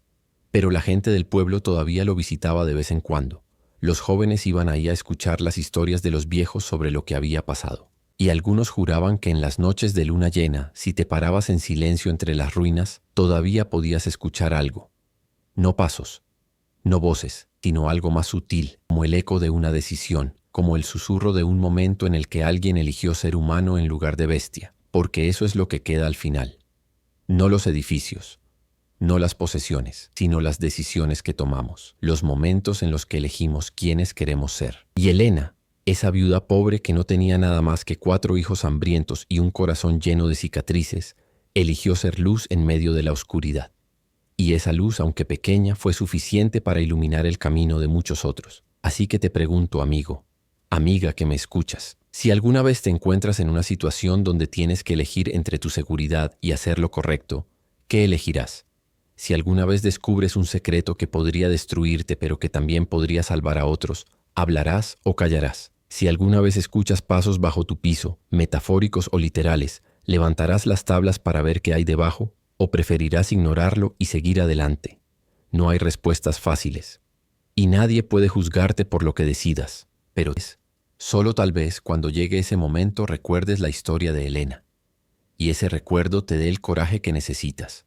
Porque al final las historias no son solo para entretener, son para enseñar, para inspirar, para recordarnos que somos capaces de más de lo que creemos, que incluso en las circunstancias más imposibles podemos elegir ser mejores, podemos elegir la compasión.